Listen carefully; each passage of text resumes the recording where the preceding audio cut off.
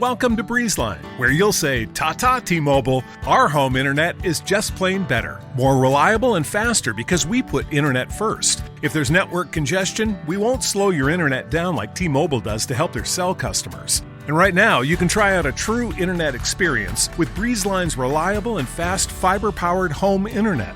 Find your perfect speed with prices starting at $19.99 a month for 24 months. Terms and conditions apply. Go to breezeline.com to learn more.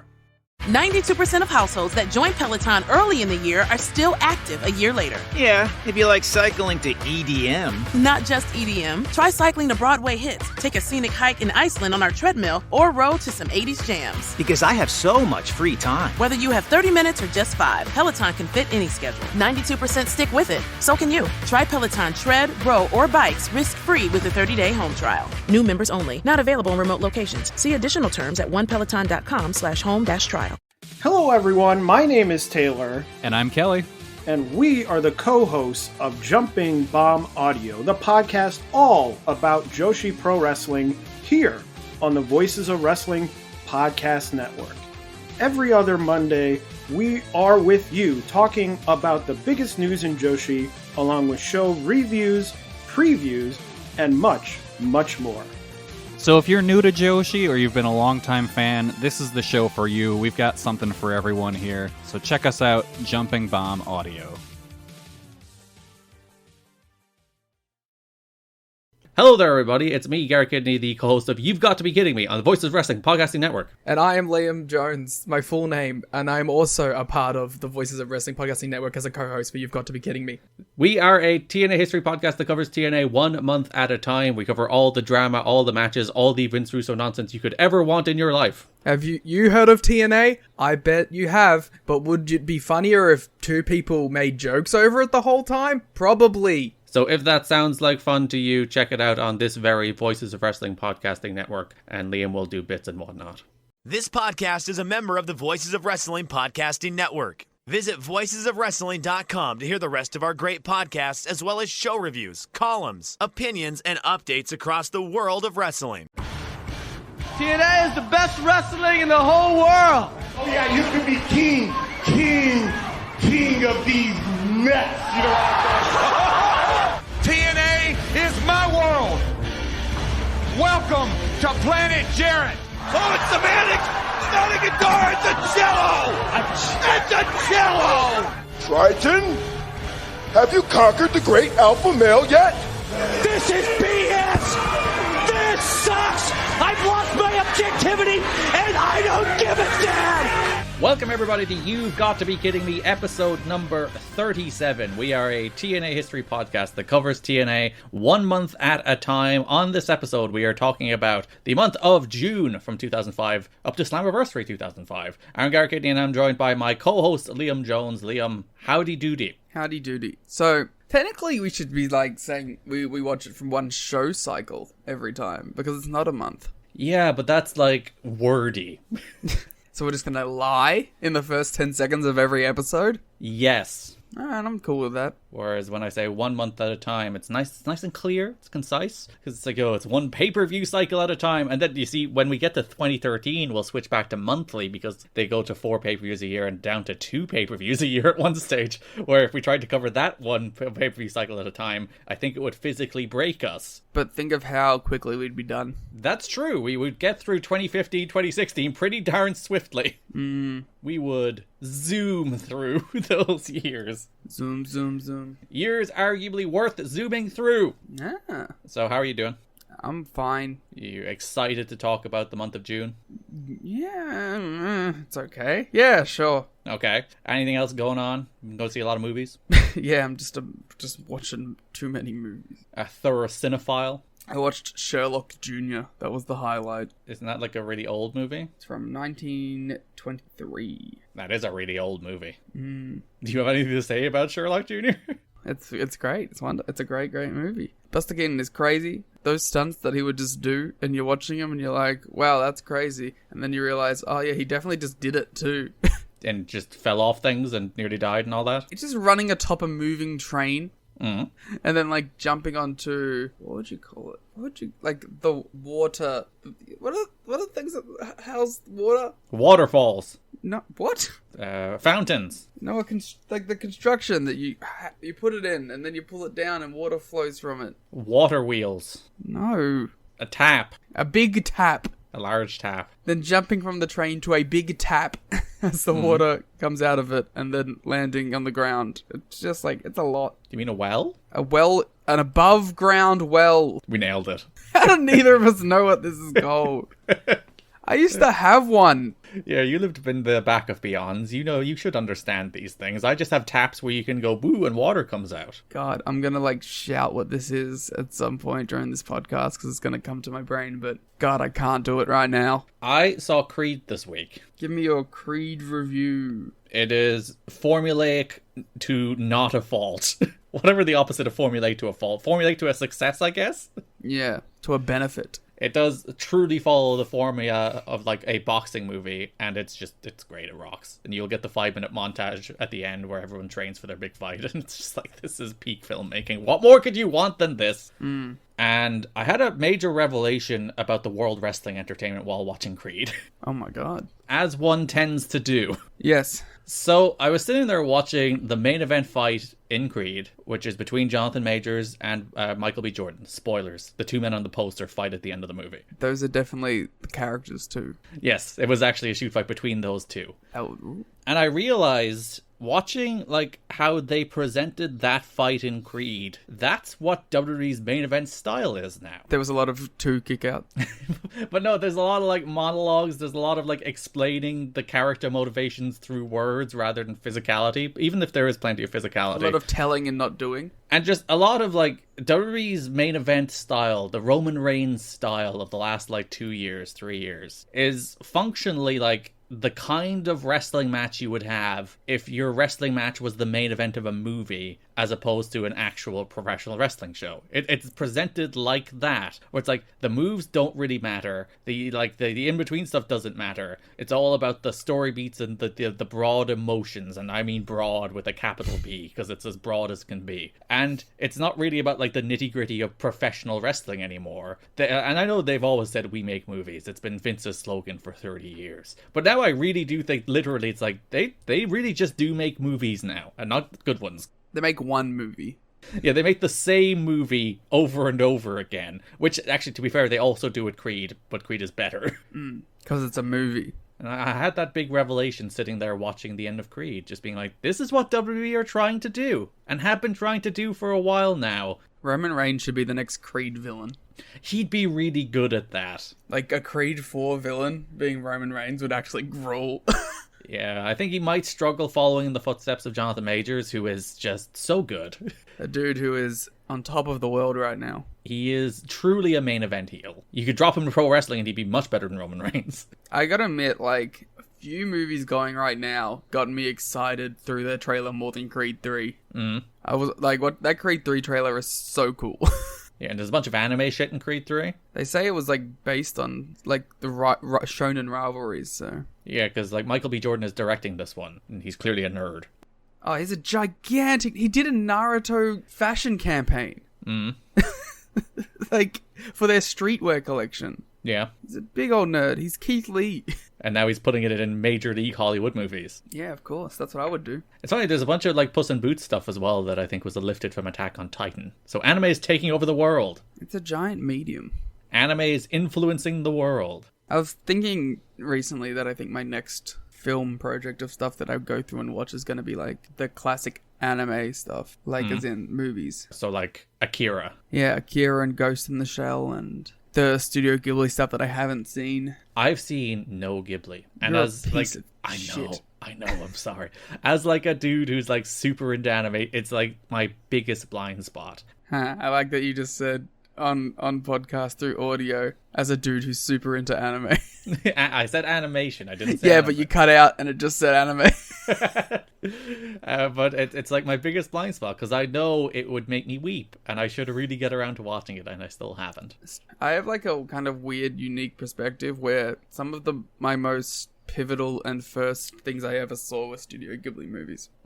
There's a good chance the first movie I cognitively remember watching was Spirited Away. See, for me, that's like The Lion King, which is like two sides of the same coin, but... Haha, I watched Kimber the White Lion first. Oh, right, well done. Yeah. My mum wasn't like an anime nerd or anything, but she is someone who's always appreciated film from other countries. So I think that's just what she went to. Yeah. I always found it funny that the earliest things I ever remember watching were Kimber the White Lion and Studio Ghibli stuff. Wait, you did actually watch Kimber the White Lion? You weren't doing a bit? No, that 100%. I watched Kimber the White Lion and the sequels, and then I saw Lion King. And then you're like, they ripped it off, and you sent them As a kid, I was like, what the fuck? Did you send them like the frame by frame, side by sides to get them to do the lawsuit, which I think was ultimately thrown out? No, but I was very like weirded out as a kid for sure. I do like that everyone's like, they ripped off Kimber the White Lion when they were actually just doing Hamlet. Yeah, but with lions. They should do Hamilton with lions.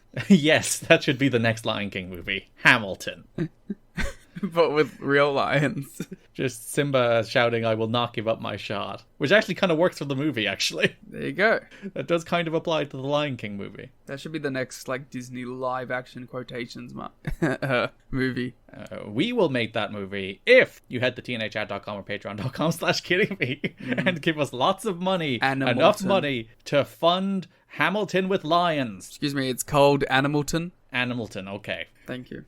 That doesn't work at all. But Animalton! We will be doing Animalton. Okay, you can't say it doesn't work at all. It works like 10%. I don't think so, but I'll give it to you. I'll be nice. What the hell? If you do head to tnachat.com, patreon.com/kiddingme, where you can support the show and get so much more for it. You can get our Global Force Wrestling show. You can get our Wrestling Society X show. You can get our Monday Night War show. You can get our ongoing Raintaker show. You can get our ongoing 2012 PWG show. All that sitting there along with watch-alongs, drafts, end-of-year awards, star ratings, show notes, ad-free episodes of this show. So if you're ever like, I don't like that ad, it's kind of annoying. $1 a month. You can get rid of it. And if you ever go, I don't like that host, they're kind of annoying, you're fucked.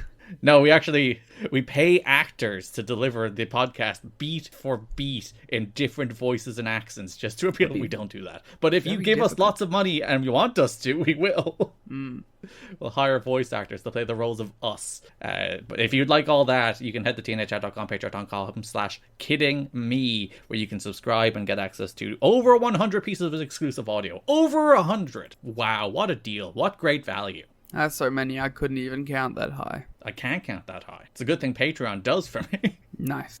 That brings us to the news for this month of June 2005, as we're talking about all the build-up to Slammiversary. The big stories this month are kind of carryovers from the stories last month. There is the ongoing TV saga, and there is some real messiness about the ownership of TNA right now. I'm shocked by both of these developments. So you may have noticed, Liam, while watching these episodes, that there were only 2 episodes of Impact. I did notice that. That is because TNA's 52-week television deal with Fox Sports Net expired with the May 27th edition of Impact. And that's it, we're done. No more. See ya! Technically with the May 28th replay PW Torch, actually.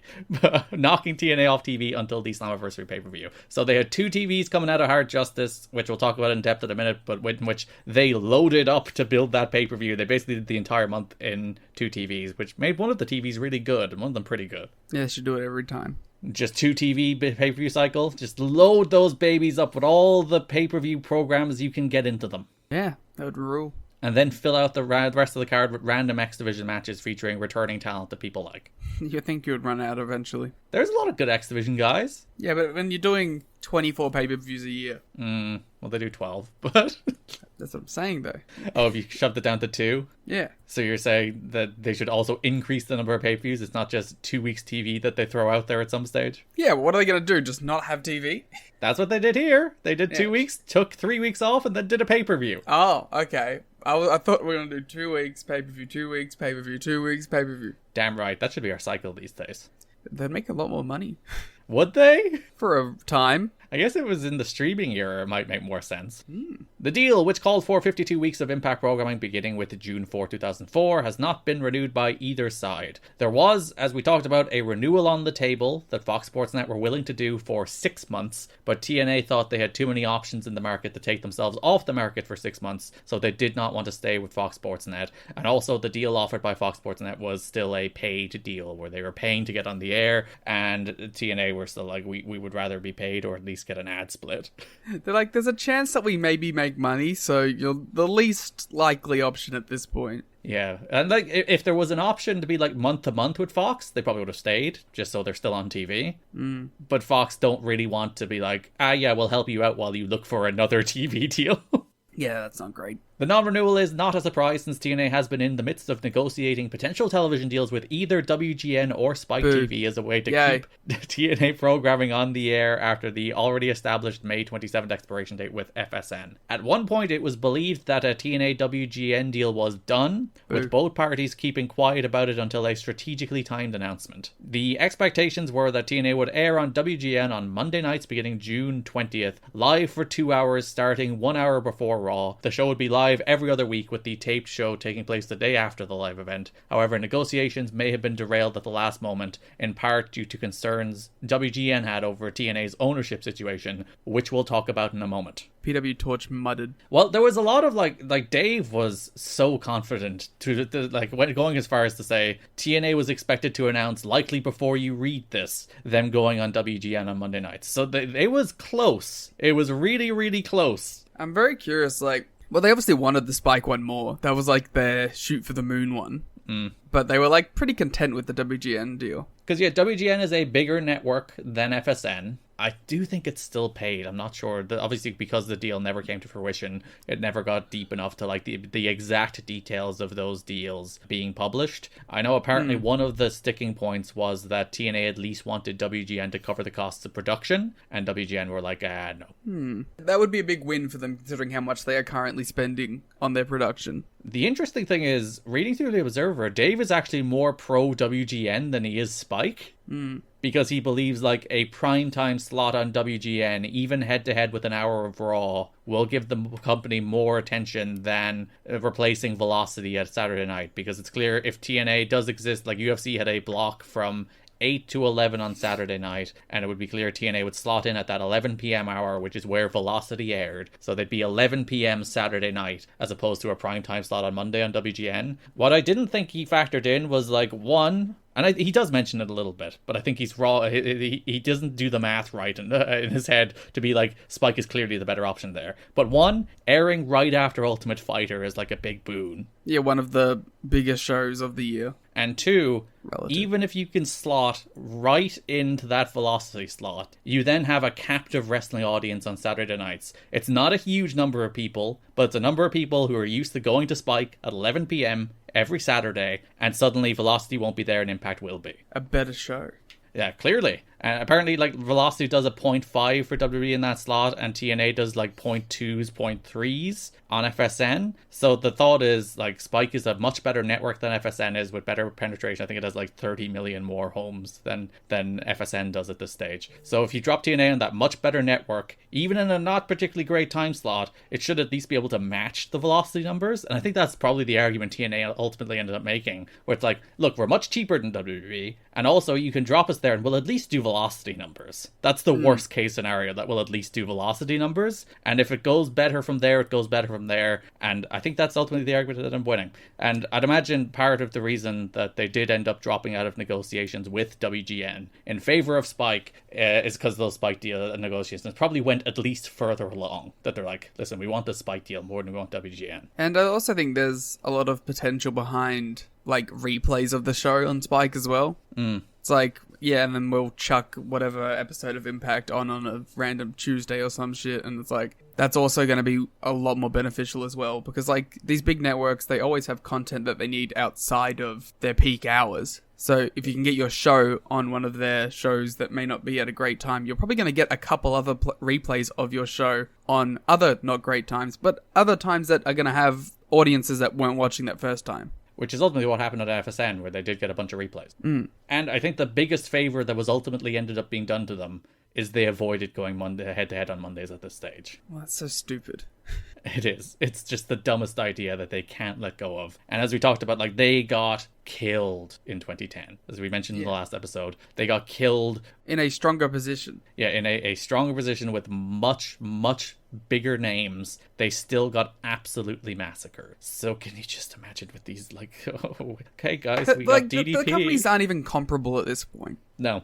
So, like, and even presentation-wise, like, I think to a general fan, like, looking at these two shows, it's a bit of a, not a steep learning curve, or, like, barrier to entry, rather, but I'm sure there is a level of, like, these shows don't even look like they're on the same level. Yeah, it's not like Asylum to WWE level comparisons where it would be like, oh, that's just the tiny minor league company and this is like the major league wrestling company. But even the Impact Zone, it's just like that's a soundstage versus a 10,000 seat arena. They're just not the same. They're just not the same. And ultimately, that was probably a problem going to head in 2010 as well, where it's just like they're just not the same. And we talked about this, I think, on the Patreon show we did, the Monday Night War Patreon show, where we're like, TNA might have more star power than WWE did in 2010. Yeah. When you look at both the young star power and then the likes of Hogan, Flair, Hardy, Angle, Sting, like those are RVD, those are huge names. That's like really good levels of star power. And obviously here they have Nash. They could have had Nash and Raven.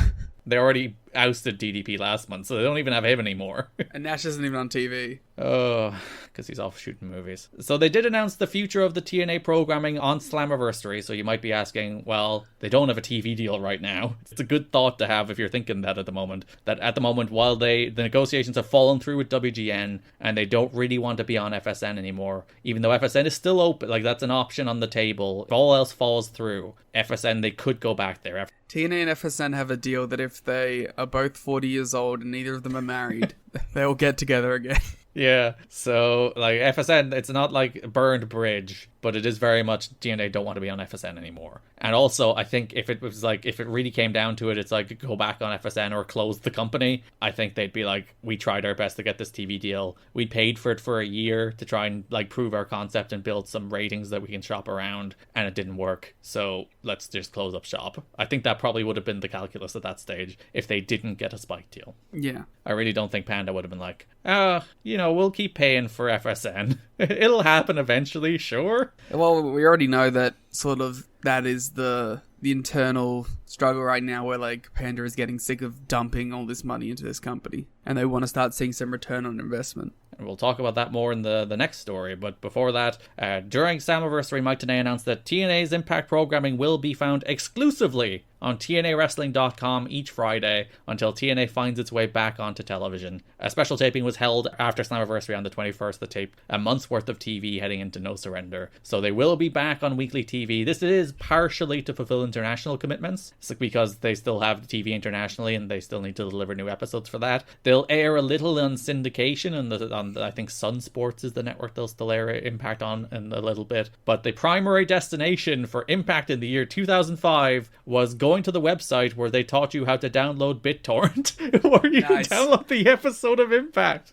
This is the 2005 Honor Club. I was looking at an archived version of the website where it has that little descriptor, that little, you go here, you click this link, and then you download I can't remember, was it uTorrent or BitTorrent? It was one or the other. And then you can download the episode of Impact and watch it. And like the download link is actually still active. You can like find the download link, but there's no like seeders or anything, so you can't actually download the episode. I was so disappointed. I was like so excited when that link still worked. I expected it to just go to like a dead link, but the link still worked. And then I was like, oh, there's no one to seed my download. Alright guys, let's everyone get on the Wayback Machine and we'll start seeding old episodes of Impact. If you downloaded this episode in 2005 and still have it somehow sitting in your BitTorrent, please open your BitTorrent so I can download it from you. That is an official recognition of a way to download old Impact. Yeah, it's legal. That would be a perfectly legal way to download Impact. No one can kick it out to me. I like that saying, as if I'm not the person who would be giving out to me. Yeah. So yeah, TNA will air online for the summer as they try to work out their TV deal. So the other messy side of the story, as we were talking about, Panda are getting a little angsty.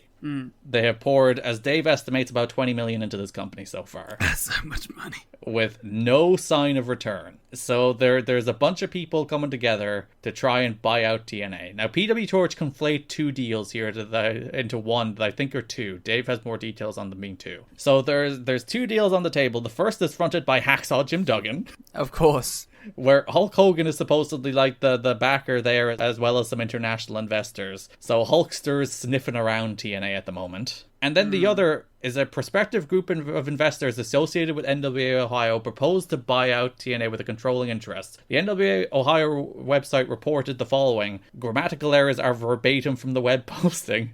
The Nelson Corporation and NWA Ohio has placed an offer on the table to purchase TNA's 71% from Panda Energy. So they want 71%. They're willing to offer, I think it was $10 million on the table. And like, there's a bunch of stuff in this where like he gets Frank Dickerson's name wrong. Like this past week, Dave, who's the front man for it, Dave Nelson, met with Frank Richardson, they wrote on the website, CEO of TNA Wrestling, and also with Jeff and Jerry Jarrett. Like, his name's Dickerson, which is Liam's favorite name in the world. So memorable that Dave Nelson here can't even remember who he met with. It feels like he just doesn't want to say Dick. Yeah, he's like Richard.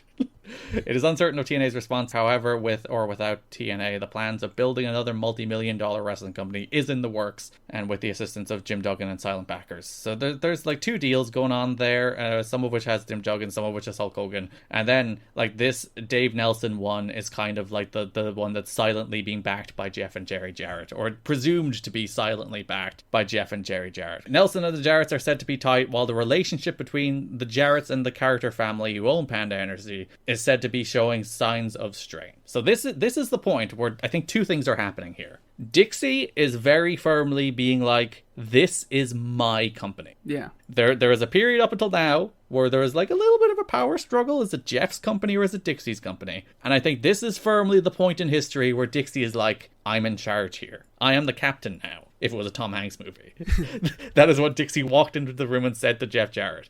And of course, the Jarretts don't seem to have taken that particularly well. Well, it's not their money that they've been siphoning into this, so... And for some reason they want... Actually, no, they don't want it to be. They still want it to be other people's money, but they want to be in charge. Well, that is the perfect scenario, to be fair. But, like, there's a reason Dixie and, like, Frank Dickerson, who's been put in charge as CEO on the Panda side, have, like, stepped in more firmly to take control. And that's because this company has spent a lot of money for 3 years and shown very, very few signs of actually making any of that money back. Yeah. So they reached a stage where it's like, we gave Jeff and Jerry basically 2.5. Then we brought in Dusty to kind of replace Jeff in the book, and now we're trying kind of leading Jeff out of the business side of things and having somebody else come in and run more of the business side of things. Because, like, they gave them an honest college try. Yeah, and now they're like, we need to try something else, because clearly this isn't working. Because there's only so long you can say, we understand the wrestling, you stick to the business, before you say, do you even understand either of these things? So there's a lot of, like, political maneuvering here, and I do think this is, while it's also the point that Dixie takes firm control, it's the point where Jeff and Dixie's relationship strains because of that, and they're on very much opposite sides of the fence here. We'll have more to say about Jeff's behavior when we talk about the main event of King of the Mountain, and why the angle that played out on the pay-per-view played out the way it did. But it's not going well here. So they made that offer of $10 million for the 71% of Panda's stake, which is a great deal less than Panda had put into this company. Again, Dave estimates that to be $21 million. So Panda, for selling the company, I guess they'd make some of their money back, might be the argument. Oh yeah, then it's a $10 million loss and not a $20 million loss. So you at least get 10 back, but Panda didn't even respond. They probably think they have a better chance of turning it around into a money-making thing. Yeah, and especially because, like, if you do have Spike on the table, if Spike is still there, showing at least some degree of interest, that is your legit route out. Spike's a real network. Yeah. So 2 weeks later on their website, they posted the following. We feel that more than adequate time was given for Panda Energy to respond, and at this time, we'll move forward with the start of a new wrestling company to kick off early fall of this year. Like, there's rumors that the Jarretts might even jump to that company. Good. They also start saying that, like, the WGN deal is dead, which wasn't public at the time, and then they're like, oh, sorry, a few weeks later, if we caused you any problems. this is getting pretty messy. Where the Jarretts and the Carters are at odds. The Jarretts are backing bids to buy out the Carters. The Carters are like, nah, because I don't think they really have much interest in actually selling at this stage, unless maybe they can make their money back, which they can't. Yeah, if they got a $30 million deal, they consider it. Yeah, like they'd be like, all right, we make $10 million back. That's probably more than we'll ever make in the history of this company. So sell it. Take it on our hands. We're not taking it at a loss at this point. There are office workers who are apparently siding with Jarrett and aware of the game plan to try and nudge Panda out of the way, which, again, I guess it's because it's not the Jarrett's money that they're fine with this. If it was the Jarrett's money, they'd probably be like, we'd rather not pour money down this pit. But because they can get like another money mark in and maintain their control, because that's what this just comes down to, isn't it? It's like the Jarretts are out of power and the Jarretts would like to remain in power. I need to contact Sponge Guy. The Lek Corporation needs to come in. He can sponsor every TNA show. That'd be great. Yeah, office people are taking sides. There's a lack of communication about the TV deal that's causing some anxiety, I think, because there is ultimately nothing to announce. It was these people who actually publicly stated for the first time that negotiations with WGN had broken down, which I don't think went over particularly well. Oh no, they would be getting a call from my Panda lawyers. And I think also the fact that these people are like that there's like an ownership struggle within the company might be off-putting to a potential television partner. That's also a theory floated this month, that WGN might look at this and be like, it's a little messy, we don't want to invest in this. Yeah. With TV done, the May 31st television tapings that were meant to tape through the Slammiversary pay-per-view were cancelled, but TNA did pay everyone who was meant to appear on those television tapings. Which is actually quite surprising, considering some people still haven't been paid for the television tapings that they worked. Yeah, I do think, like, again, in a politically dicey situation where you ultimately probably do have people taking sides. You do have people being like, I'm Team Jarrett or I'm Team Dixie. Which I imagine there's probably more Team Dixie than Team Jarrett at this stage, especially after the pay-per-view.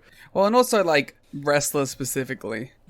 It's probably like they're sitting there. It's a pretty easy win to be like, we'll still pay you for those cancelled shows, and you'll earn some goodwill that way, which seems to be the case. Jimmy Hart also earning some goodwill. Yeah, several hundred fans came to Universal Studios on May 31st for the cancelled TV taping. Jimmy Hart, who did so on his own and without company requesting him to do so, went to Universal since he lives near the area and told fans there would be no taping, but there would be a show on June 19th. That's Slammiversary. Now they probably got to at least take some pics with Jimmy Hart.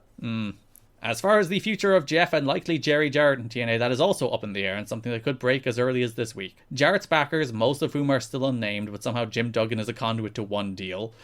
And another conduit is Dave Nelson, an independent wrestling promoter from NWA Ohio. Made the offer. Dave recaps everything that went down about how basically Jeff's out of power and Jeff is looking to get in power. And potentially, if they can't buy out the company, this dude may also start a new company. Which there was constant threats of in the post-WCW years, of like these money marks coming along with grand promises that ultimately go absolutely nowhere. I was going to say, I wonder if they actually even, like, which company this ended up becoming, or if they announced anything. I know they announced some, like, TV dates I don't think that ever happened. Maybe someone can correct us on that.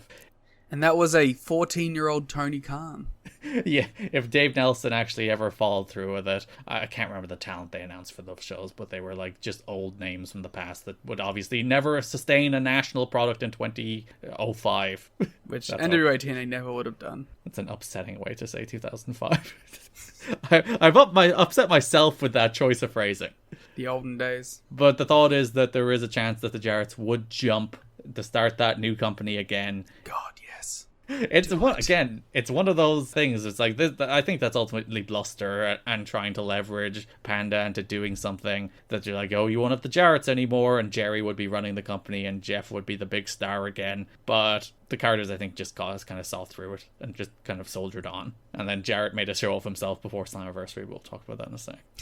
They're doing like all these teasers and foreshadowing to this Jeff Jarrett story. It better be the biggest story of all time. Well, it's probably what you would expect it to be. But yeah.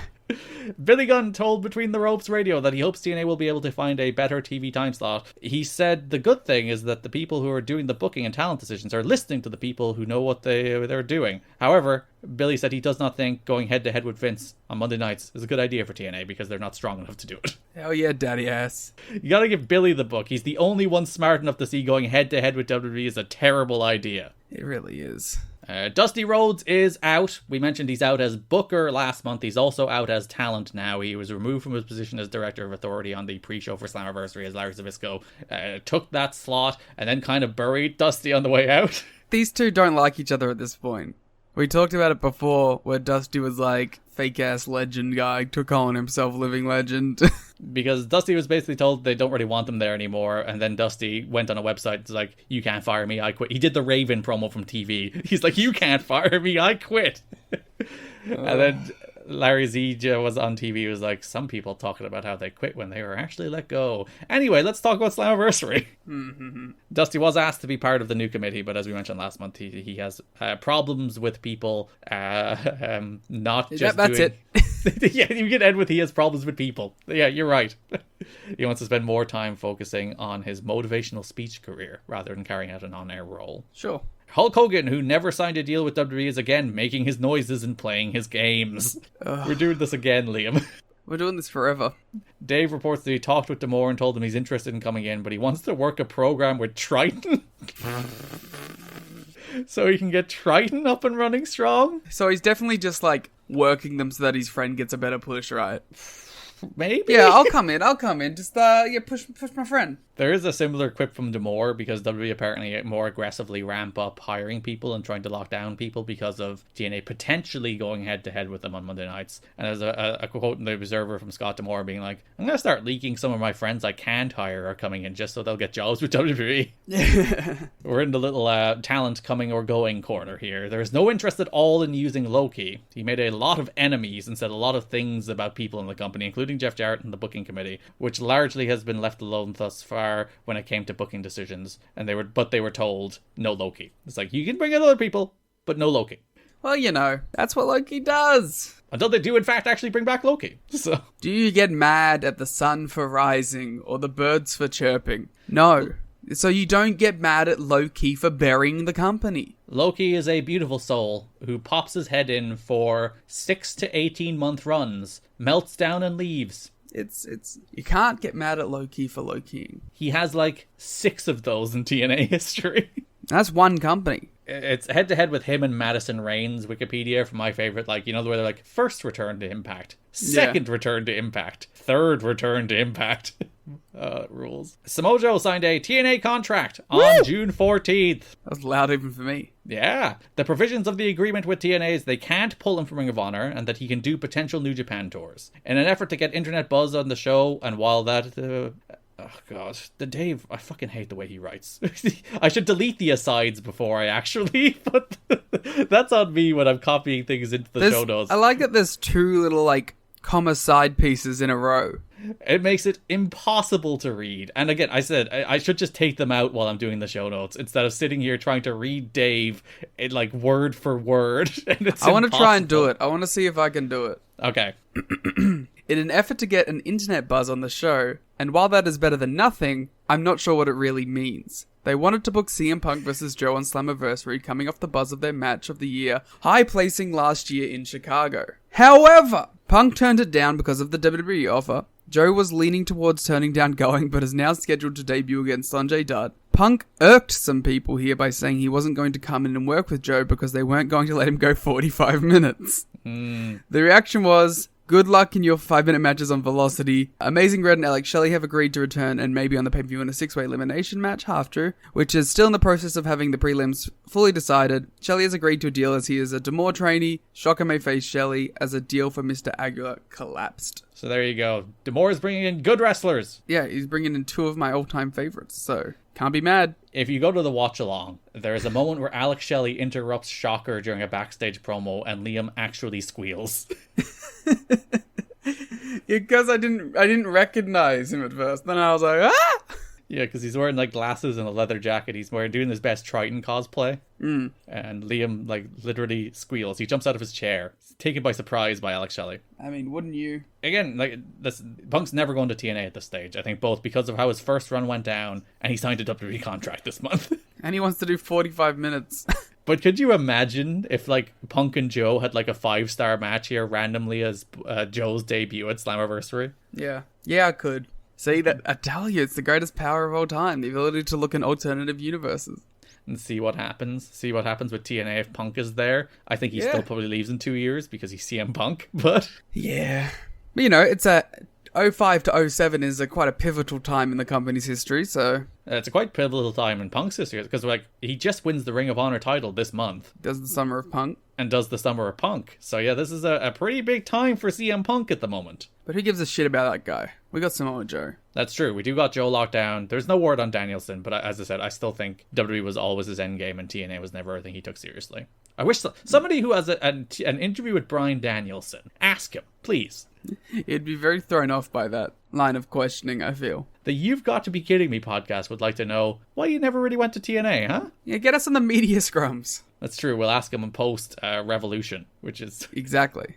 Dating this show severely. Bryan Danielson, you've just won the AEW title. How did you feel about in 2005 when Scott D'Amore reached out to you in regards to a TNA run? Or if he even reached out. You were just listed as a potential person he would have wanted. No, see, I'm leading the question. Ah. Making it antagonistic, so he feels like he has to respond. So, no Loki, Joe is in, no Punk, Shelley and Red are back. I wonder if my interview class lecturers would listen to that and be like, no, did you learn nothing? What did they teach you about interviewing? I don't remember. It was like 2 years ago. So they did teach you nothing? It was basically like, chase him down. Don't let him get away with anything. A relatively short news section this month because both of the big stories are basically coming off of the stories we talked more extensively about in the Hard Justice episode, with a TV deal coming up and a bunch of petty sniping going on backstage. Don't worry, we have more. So that does bring us to broad topics for the month, and we shall start with, of course, the return of King of the Mountain. Well, obviously, my pick for the King of the Mountain is the King of the Mountain himself, Jeff Jarrett. Yeah, how could he possibly lose the match that's his namesake? Of course, it'd be ridiculous. Could never ever happen.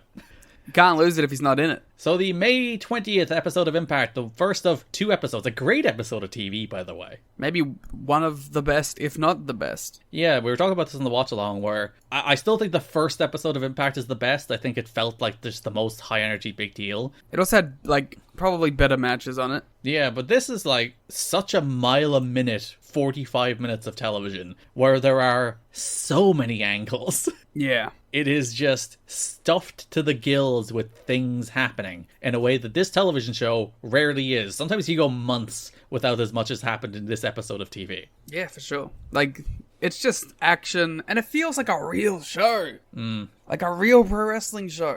It's not just dudes coming out to squash people for no reason. Yeah, no, everything felt like it had purpose and was building to something. So Mike Tenay's in the ring, which usually is a harbinger of the King of the Mountain, Jeff Jarrett, but this time he introduces the new NWA World Champion, the phenomenal AJ Styles. You are, I am. AJ comes out, the crowd is very happy to see him. AJ thanks the fans all over the world.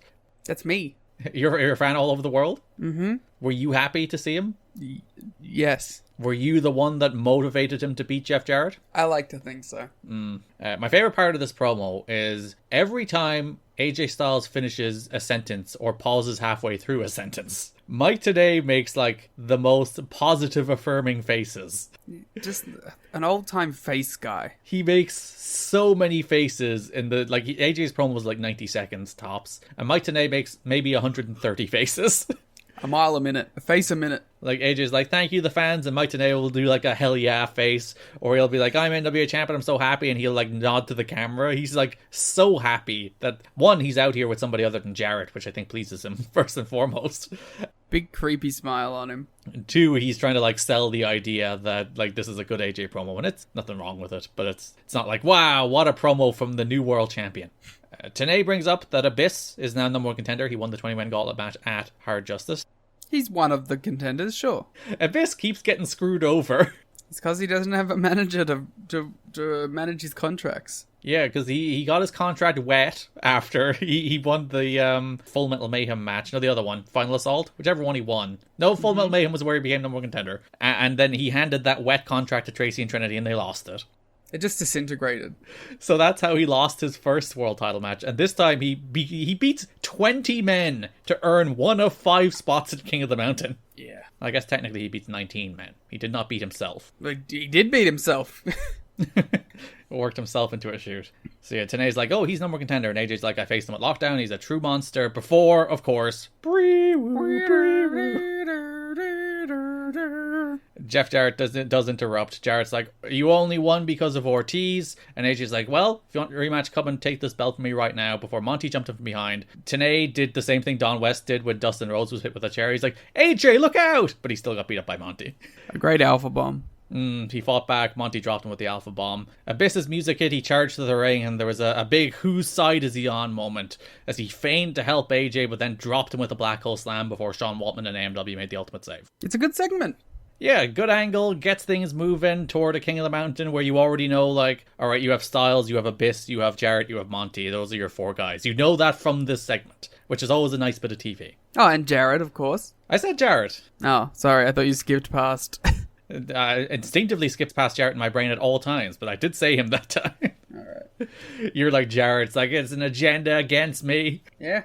Jarrett missed a May 21st booking with Cyberspace Wrestling in Wayne, New Jersey, telling the promotion at the last minute he couldn't come or wrestle because he had a concussion from the Tito Ortiz punch. Tito Ortiz punched him so hard he did in fact actually get a concussion, it appears. Sure. Even though he did wrestle on the TVs afterwards, so that's not a good idea if you have a concussion, Jeff. Don't do that. Yeah, sure. Definitely did. Ortiz was told to make the punch look as real as possible, and they did hear that there was no real heat on Ortiz because they're like, make it look real! He made it look real, concussed them, but listen, you get what you tell him to do. Yeah, so please retract your statement from last episode where you were like, normally MMA fighters either do really bad punches or punches that actually hurt people. Yeah, but if you're gonna do one, you gotta make it look good. I just want you to retract your praise so you're consistent. Never. I will never retract my praise of Tito Ortiz. I will stand by him to the end. You will stand by him and everything he has ever said. Ever. You will vote for him. No. I legally cannot, actually. I heard that you did. Voter fraud? Yeah, I heard that you committed voter fraud and voted 10,000 times for Tito Ortiz. To be fair, if he is anything like every other Republican, he should be really mad at me about that. Yeah. They really do get worked up about, quote-unquote, voter fraud. Which is definitely happening all the time. We went backstage and Jarrett was shouting at Dusty, demands his rematch, and Dusty's like, you got your rematch in a King of the Mountain match that will have you, Styles, champion, Monty, Abyss, and a wild card. And Jarrett is initially very upset at that announcement. He's like, how dare you put me in a match with 4 other men? And he's like, wait a minute, Abyss and Monty are on my side. It's 3 versus 2. So the numbers game is to my advantage. And at Slammiversary, the numbers won't lie. They will spell disaster for AJ Styles. Larry Zbyszko was at the announce table for no real reason. They never explained it. He's just sitting there with Mike and Don. Because it's nice to see Larry. Raven comes out and he's like, I'm going to be the wild card, right? Or I will turn TNA into a bloodbath. I believe him. Larry's like, well, wait and see. We haven't decided yet. And then Raven replied by being like, you're old, you're washed up, you only did that one match in Shea Stadium, you're such a loser. And then he slapped the headset off Larry, which Larry initially looked to get angry at, and then he sold. Larry's great. Larry Zbyszko is so good. Because we are moving into Larry Zbyszko as the full-time authority figure on the show for the bulk of a year. This is a subtle nod to that. Some foreshadowing, some would say. Yeah. As Raven doesn't go to Dusty to get put in the match. He goes to the real source of power, He Larry goes to Z. the living legend. So Larry eventually fires up, he throws some punches at Raven before Raven then makes a comeback and beats the living hell out of Larry Zbyszko. Can we talk about these Larry Zbyszko DDT cells? Go for it. They're so great. He looks like he takes like spike bumps off of them. Yeah. Yeah, they look so good. We were kind of talking about how a few months ago it felt like a weird time to strap up Raven. But man, like, they have managed to heat him up again. Not to the level that he was the first time when he should have won the belt. But he definitely is like a hot act again. Like, they've gone all in on him being like loose cannon crazy. Like his promo at the pay-per-view where at Hard Justice, where he was like, I'm going to beat the shit out of you, Sean Waltman, I'm going to kill and maim you, and then you'll be taken away in an ambulance, and I'm going to blow up the ambulance too. Like, he has gone all in on being like, I am a sadistic, horrible human being. Domestic terrorist. He is a terrorist, and he's finally snapped, and he's like, nothing will stop me from winning this belt now. I have been put to the side too many times. I am just going to start killing people. Jeff's like, just you wait, I'll try my best. Yeah, so he dropped Lariat 2 Raven effects, then security came out, he disposed of them too, before Dusty came out and suspended Raven, and Raven did the classic, you can't fire me, I quit. That's where Dusty was like, that's a good strategy. Styles bursts into Dusty's office, he's mad about the King of the Mountain. Dusty's like, there's a look on Dusty's face that is like, I am so over all of this shit at this stage. Yeah. He doesn't. The thing, and we talked about it a little bit, is like I don't think he respects the company. No. He's just like, it's a paycheck. I don't think he ever really respected it. He probably enjoyed being in a position of power again, but I don't think he ever really thought it was going to be anything. Yeah, and I just don't get the sense that he cared whether the show was good under his watch. No, I think he just enjoyed being a showrunner. Like, it's the classic thing after a bad Dynamite that you're nearly guaranteed a good Dynamite the next week. Yeah, because Tony Khan really cares. Like, you can say a lot of things about Tony Khan, but the one thing that, like, is a undisputed fact is that he cares. Yeah, if he feels like he's let his audience down in some way, he will try to make up for it. Yeah, I love a bad Dynamite. Because I know next week my man's going to go crazy. Whereas here, I don't think Dusty would think for a second whether the shows are even good or bad. I don't think he thinks about the shows after they're done. I don't think he thinks about the shows before they're done based on his booking, but... Yeah. Dusty's just like, I'm a little bit hyper myself, daddy. Before he books Styles and a partner of Styles choosing against Jarrett and Monty as the main event next. They should have picked Abyss. Which is actually, when you think about it, a thing this show basically never does. I think only like the Jarrett and Monty title match was a match that they made one week to do the next. Every week you just tune in and it's like a black box of whatever you're going to see. Like, they barely even announced matches during the show. They actually did it during the opener on this, where Tenay is like, oh, on this show you're getting Team Canada versus AMW and Abyss versus Chris Sabin on the main event.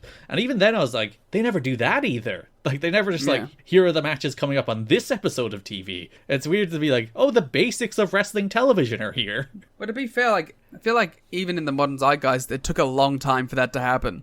Like, there was just a period where matches weren't announced, which is silly. Part of it was like the Crazy Vince's stuff, where it's just like, matches weren't announced. Crazy Vince. Just because scripts weren't written.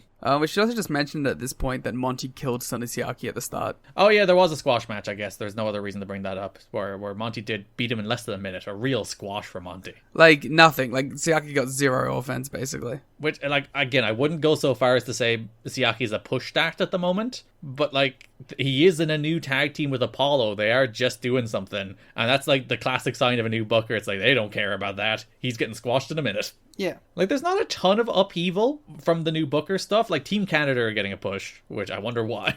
Yeah.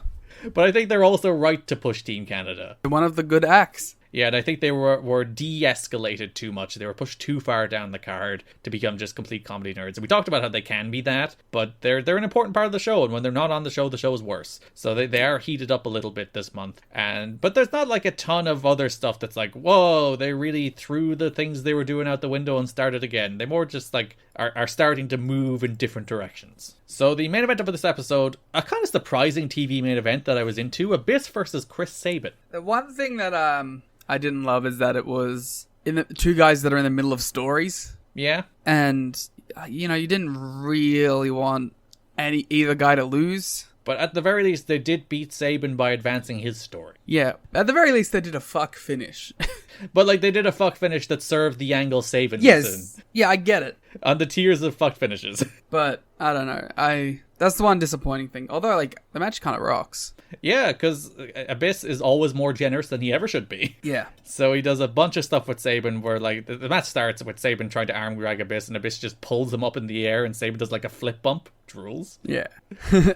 Sabin is, like, standing on the top, and he jumps over the post and ran as Abyss on the floor, which also rules. Yeah, they do a bunch of crazy shit. Yeah, worth noting, Jarrett's on commentary for this match. And also, Tenay informs us before this match that Raven threw a fit. He had destructive fit backstage after he was suspended and then quit. And we'll see footage of that next week. See, I have to admit, I think this was good hype for the next show. Because I was even, like, watching it, I was like, oh, I want to see what Raven did. Yeah, who did he kill? Yeah. Did he actually blow up that ambulance? There's one thing that Scott is doing better than other bookers. Is that I feel like he is building up the next TV. It's not just shows that exist in a vacuum, which Impact is, as we said, it has always been, it's just 40 minutes that you tune in every week. And then, like, there's angles that continue week to week, but it's never like, oh, next week tune in for this big main event. Whereas, as you said here, they have the hook of Raven's footage next week, and they have the hook of a TV main event next week, Styles and a partner. They actually mention here that Waltman will be Styles' partner, so it's Styles and Waltman versus Monty and Jarrett for the main event next week. So there's hooks! There's actual reasons to come back! Send hooks! It's a real episodic TV show. My god, they've finally grown up. Yeah, so Tenay and Jarrett are on commentary. Jarrett's like rubbing it in. And there's a shot at one stage where it shows them all at the table. And Tenay is just, he's calling the match. He's calling whatever Sabin and Abyss are doing. But he, while doing it, giving Jeff Jarrett the most sensational side eye. I do love that he doesn't trust him, like, at all. No, he's keeping eyes on him at all times. Abyss grabs a chair from the buckle that he set up and Sabin dropkicks it into his head for a near fall. Sabin gets Abyss up for the cradle shock, has him on the shoulders, but then Michael Shane runs out, super kicks him, handing Abyss the win with the black hole slam. They definitely did a lot to make Sabin feel like a big deal in this match, and I wonder why that happened as well, he says, sarcastically, knowing. I wonder who trained Chris Sabin. There's no way of knowing. Nah, it's impossible. Again, we were mentioning the watch along. It's a good thing Scott D'Amore trained some real good wrestlers. Yeah, 'cause at least his like nepotism is for tremendous wrestlers who are some of the most influential wrestlers of all time. Like, you go from Dusty's, which is Phi Delta Slam, and fucking Dustin Rhodes, the low point of his career, and Scott goes from to Alex Shelley, Chris Sabin, Team Canada. It's like, oh, good wrestlers. Yeah. 3 tremendous acts at this point. So earlier in the show, when Abyss laid out Styles with the Black Hole Slam, the inference was that Abyss was Team Jarrett. It was Jarrett, Monty, and Abyss as a stable. Whereas here, Jarrett offers Abyss the handshake. Abyss hesitates once again, accepts, and then pulls Jarrett into a Black Hole Slam as then he and Monty posed over Jarrett's beaten body. Yeah, I think this was good and it was needed. Yeah, again, it heats up Abyss, it puts him in a main event angle, it makes him not a lackey to Jarrett, and I think Abyss's worst problem, I think, is in his entire run so far, as he spends most of it as a lackey to somebody, whether it's Goldilocks, which was enjoyable, but probably not where Abyss should have been, or Kid Cash. I do enjoy that this whole episode, Monty's been, like, side-eyeing Jarrett every time Jarrett's like, yeah, we're a team, we got this, and Monty's like, yeah. Do we got this? Like, when he goes and he turns to Abyss and Monty, and he's like, it's 3 of us, the title's coming home. Monty's like, fuck you! And then here, like, Monty didn't exactly seem devastated that Abyss had taken out Jarrett. Yeah, he doesn't even, like, really defend him. He stares Abyss down, but he's not, like, fighting for Jarrett's honor. No. And it got a real good reaction. Again, it's a moment where, like, Abyss could have been a real big babyface in this company. One thing I would say, and it's, I think, a consequence of a 2-week build, this is probably an angle that should have played out over a month. Yeah. Where it's like, oh, they're a destructive force, they're unstoppable, but it turns out Abyss is out for himself too. Whereas it did make for a good episode of TV that it played out over 45 minutes. 100%. Felt very kinetic. So they showed the footage of what Raven did on the next episode of Impact, May 27. Raven, he tried to run over a cameraman with a car. Hey man, I respect that. Again, they're going like full unhinged. The man wants the NWA title and he will kill people. He will kill people to get it. Yeah, he'll kill people who are like just doing their job, let alone people that are actively trying to stop him. He does a promo then about how this is a conspiracy by Rhodes to keep him away from the belt, and he is going to make everybody suffer until he gets his shot at AJ. Later in the show, Terry Taylor has Monty Brown and Jeff Jarrett. Jarrett said he's not concerned with everything going against him lately after Abyss chose to Black Hole Slam him. And then he's like, at least Monty knows what the right side is. And that is, again, where Monty gave him just like, do I? And then Jarrett walked away to get ready for their main event, and Terry Taylor's like, how do you feel about this, Monty? And Monty's like, there is only one alpha male. That's the definition.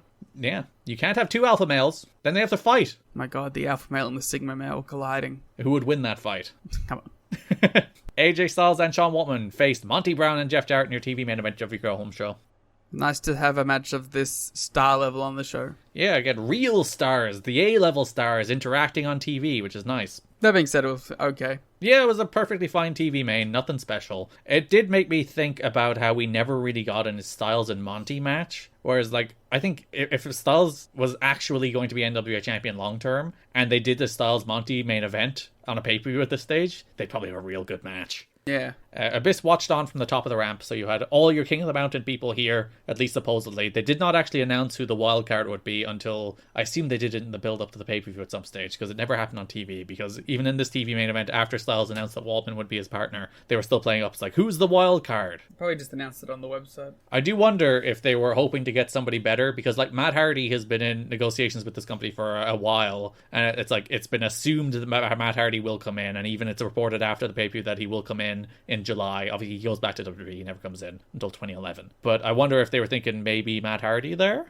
which would make sense why they didn't announce it. But I don't know, I think it was kind of meant to be Raven the whole time, right? No. Ah. Again, talk about that in a second. Fucking Jeff. So you can tell Jarrett's not a great tag team wrestler, by the way, because he whipped Waltman right toward the corner where AJ is when getting the heat. There's like 6 of them. Yeah, there's so many other sides you could have whipped him. There's 2 you can't, and 4 you can, where AJ doesn't look stupid. Choose any of the 4. He's not a tag team guy. He doesn't understand these things. So Jarrett was lining up, hitting Waltman with a guitar. Waltman was being held in place by Monty. Rudy distracted him, being like, hey man, you can't hit him with a guitar. While he was distracted, Waltman switched positions with Monty. Jarrett swiveled the hips, turned, smashed Monty with the guitar. I was like, oh my god, what have I done? As Styles then pinned Monty with the spiral tap. So if there was any loose alliance between Monty Brown and Jeff Jarrett, it just collapsed. Yeah. Monty, Monty don't take that shit. And one of my favorite little angles, it's my favorite thing. So after the match, they're celebrating Styles and Waltman just picks up the NWA title and gives it a long stare. Yeah, that's some classic wrestling shit right there, and I love it. Yeah, and they don't even do, like, he just hands it to AJ. They don't even do the thing where he holds on to it or anything. He just picks it up, and for like 10 seconds, he just looks at it. And then he gives it to AJ. Like, there you go. Wrestling can be so simple. Yeah. I did appreciate how both episodes of Impact this month ended with Mike Tenay, now on the booking committee, screaming at the top of his lungs, "What an impact!" He's so genuinely into it. But, like, not that he's been dogging it, not that he's been, like, not trying, because I think he's been trying very hard, but you do get the sense that he is actively trying a little bit harder now that, like, he has his hand in the creative and he's trying to get his own creative over. Yeah, why wouldn't he? Which actually, we talk a lot about how, particularly when it relates to Dusty, you can't really be Booker and on TV because ultimately you'll serve yourself. Yeah. Especially someone generally regarded as having a bit of an ego. Dusty? No. No. Jeff? No. No. Kevin Nash in WCW? Whereas I think there's a direct relationship between being a good announcer and having, like, a creative investment in what's happening. Because as an announcer, your job is to put the whole show over. Yeah. As a wrestler, your job is to put yourself over. And as a booker, your job is to put the company over. So when those collide, you have a problem. But when you have one that synergizes with those two beliefs, like the announcing role, it can flourish it. Yeah, because the job of the announcer, as he said, is to put things over and explain the stories. So who knows the stories better than the person who books the show or helps creative? He's on the committee in Tanay's part. That's what Bill Watts did too. And Vince and Bischoff. Yeah. All announcers, all either leading or part of creative. Gabe. Well, let's not talk about Gabe's announcing. Gabe's not a great example of it. Need weekend plans to get spring ready? Make Lowe's your weekend destination this spring with Weekending at Lowe's. Stop by for free activities and workshops, including our upcoming Raised Garden Bed Workshop. This month, we're celebrating with fun events like Springfest Egg Venture, where you can enjoy Easter treats for the whole family. Visit Lowe's.com/events for this month's full lineup. Count on Lowe's for all of your home improvement needs. And now, activities in your community with Weekending at Lowe's. 92% of households that join Peloton early in the year are still active a year later. Yeah, if you like cycling to EDM. Not just EDM. Try cycling to Broadway hits, take a scenic hike in Iceland on our treadmill, or row to some 80s jams. Because I have so much free time. Whether you have 30 minutes or just 5, Peloton can fit any schedule. 92% stick with it. So can you. Try Peloton tread, row, or bikes risk-free with a 30-day home trial. New members only. Not available in remote locations. See additional terms at onepeloton.com/home-trial. Scott for Scots here. Do you hear that? Bring the mic in close. That's not how the grass should sound. There's weeds everywhere in this lawn. It's time to take action with Scott's Turf Builder Triple Action. It gets 3 jobs done at once. Kills weeds, prevents crabgrass, and feeds your lawn so it keeps growing strong. Ah, much better. Get a bag of Scott's Triple Action today. It's guaranteed, or your money back. Feed your lawn. Feed it. But I do think there's something there that if you have somebody on creative who's a good announcer, they're probably a good person to put at that desk to actually sell the stuff and get it over. Let's get Tony Khan on Revolution. I mean, the show that already happened when he came out on Revolution and did it. So that brings us to Slammiversary, June 19, 2005, TNA's third anniversary show, held on the third anniversary of the company, which I think is a fun little touch. As it should be. They should always hold it on the 19th. Of course. It was one of the nice things where Slammiversary in 2022 fell on the 19th. It was a Sunday, so you could do the actual 20th anniversary show on the 19th as well. So they aired footage from an angle they did in the pre-show, where Raven was once again complaining that he's not in the NWA title match. He had a confrontation with Jeff Jarrett. Jarrett was backing out of the ring, and there was the classic TNA Jeff Hardy fan at ringside, who Jeff Jarrett pulled over the rail and started wailing on with punches. Then security took him away and arrested him, and then he was taken out of the match. Raven was put into the match by Larry Zbyszko. So that your King of the Mountain lineup is Styles, Monty, Abyss, Waltman, who was the wild card, and now Raven replacing Jeff Jarrett. But Garrett, why isn't Jeff in it? It's a good question, Liam. One to which there is a very bad answer. Jeff Jarrett did not wrestle in the main event of Sunday's TNA 3rd Anniversary Slammiversary pay-per-view. Although heavily advertised for the King of the Mountain match, he bowed out of the match voluntarily. I don't think PW Torch's characterization there is necessarily correct. Multiple sources heard that Jarrett was upset he wasn't booked by the new booking committee to win the match. And Dave goes a step further to be like, at one stage he was. At one stage, Jarrett was meant to win the belt back, and everyone was like, no, that's a terrible idea. Let's not do that. It was apparently a subject of major debate throughout the week who'd actually go over in this match. After spending a lot of time over the last year pushing himself as King of the Mountain, he apparently felt it would be damaging to his character to not win that match. You're an ass-showing heel. That is your job. No, he's a cool guy main eventer, Liam. He can't sacrifice the stone credibility of the King of the Mountain nickname. Truly insane for a Memphis era guy to not get showing your ass. Yep. It's so important that he protect the integrity of his nickname, that he win the King of the Mountain match. Dixie Carter, who has majority ownership of TNA, stood her ground and would not change her mind and have Jarrett win the match. As a result, several scenarios were discussed, and they went with an angle during the pay-per-view pregame show where Jarrett would be arrested and taken out. Stone Cold Jeff Jarrett's back. Backstage, although there was hesitance to be too openly anti-Jarrett since he is still part owner and could still end up wielding power, wrestlers conveyed to each other the disappointment in Jarrett's insistence that he win the match. Multiple sources say Jarrett lost a lot of respect among his colleagues for apparently pulling the power play. There were even rumors that Jarrett had expressed concern that the main event would fall apart without him involved to keep it together. Okay. Jarrett was still scheduled to be at the TVs. Yeah, well, no, it was fine. It was a great match, so... Yeah, so Dave gives a little more detail that Jarrett was told that he was getting the title back, but the feeling among everybody in the company, aside from Jeff and Jerry, was that they just simply could not do that. They couldn't. Why even tell the man? Why get his hopes up? Yeah, and again, it's colored a lot by all this stuff we talked about at the start of the show, all the little ownership things that are going on, all the potential takeover bids. So there is a lot of contention between the Jarretts and the characters, and that is boiling over onto creative decisions. And there's no world in which Jeff should have won this match. None. No. One, he's held the belt for 11 months. He is the 6th person in this 5-person match that I would have put the title on. There is multiple people not in this match. You'd be strap them up before you'd strap up Jeff right now. Yeah. Again, it goes back to them angling to get power, and they believe the belt has power, so they want to keep the belt. So that's what it comes down to. My favorite little note: it is believed AJ Styles wasn't unhappy about losing the title after 1 month, as he wanted to be back in the X division, and perhaps with the current booking committee, the X title will be the main event title going forward. What a brilliant himbo AJ Styles is. He's I'm just happy to be here, man.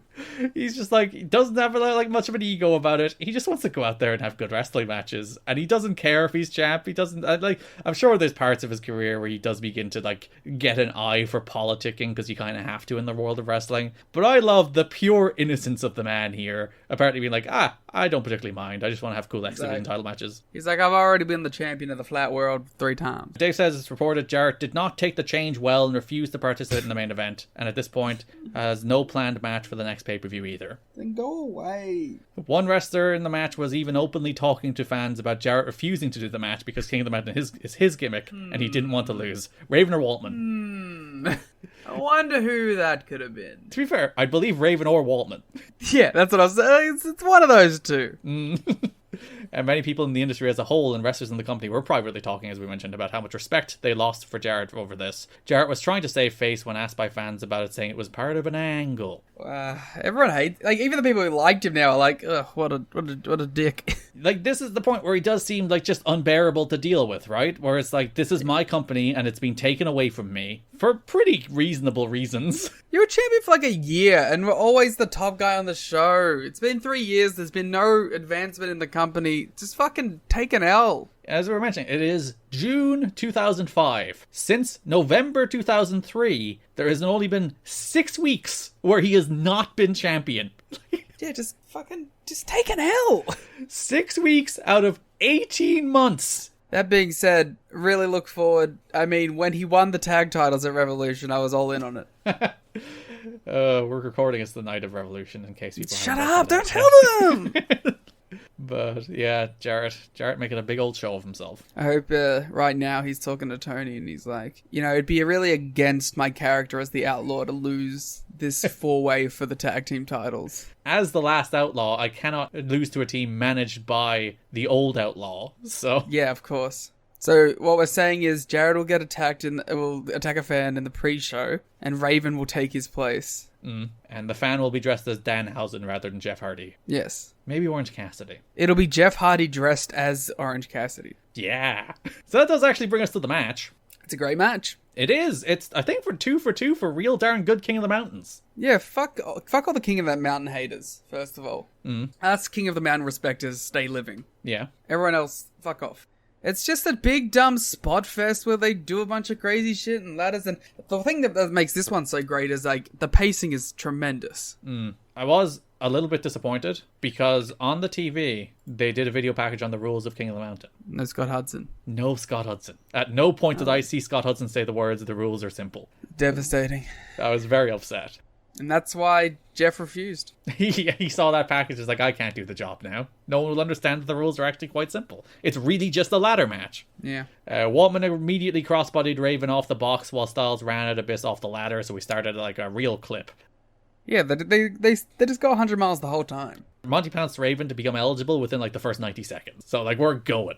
Yeah. Monty then pinned Waltman with an alpha bomb, and Don West did a good job of explaining. It's like, well, Monty is already eligible from pinning Raven, but if he pins somebody else, you send him to the box, so that takes him out of the match for 2 minutes. Which has always been some great continuity, I thought. Monty then pounced AJ, but Raven pulled him out of the ring and stole the pin, so he's eligible. AJ goes to the box. AJ and Waltman then struck up an alliance in the penalty box.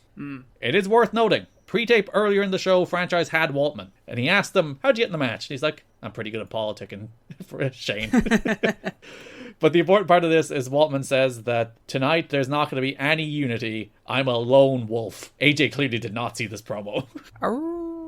So Waltman insists that there's not going to be any alliances. He's out for himself to win the belt tonight. But foreshadowing!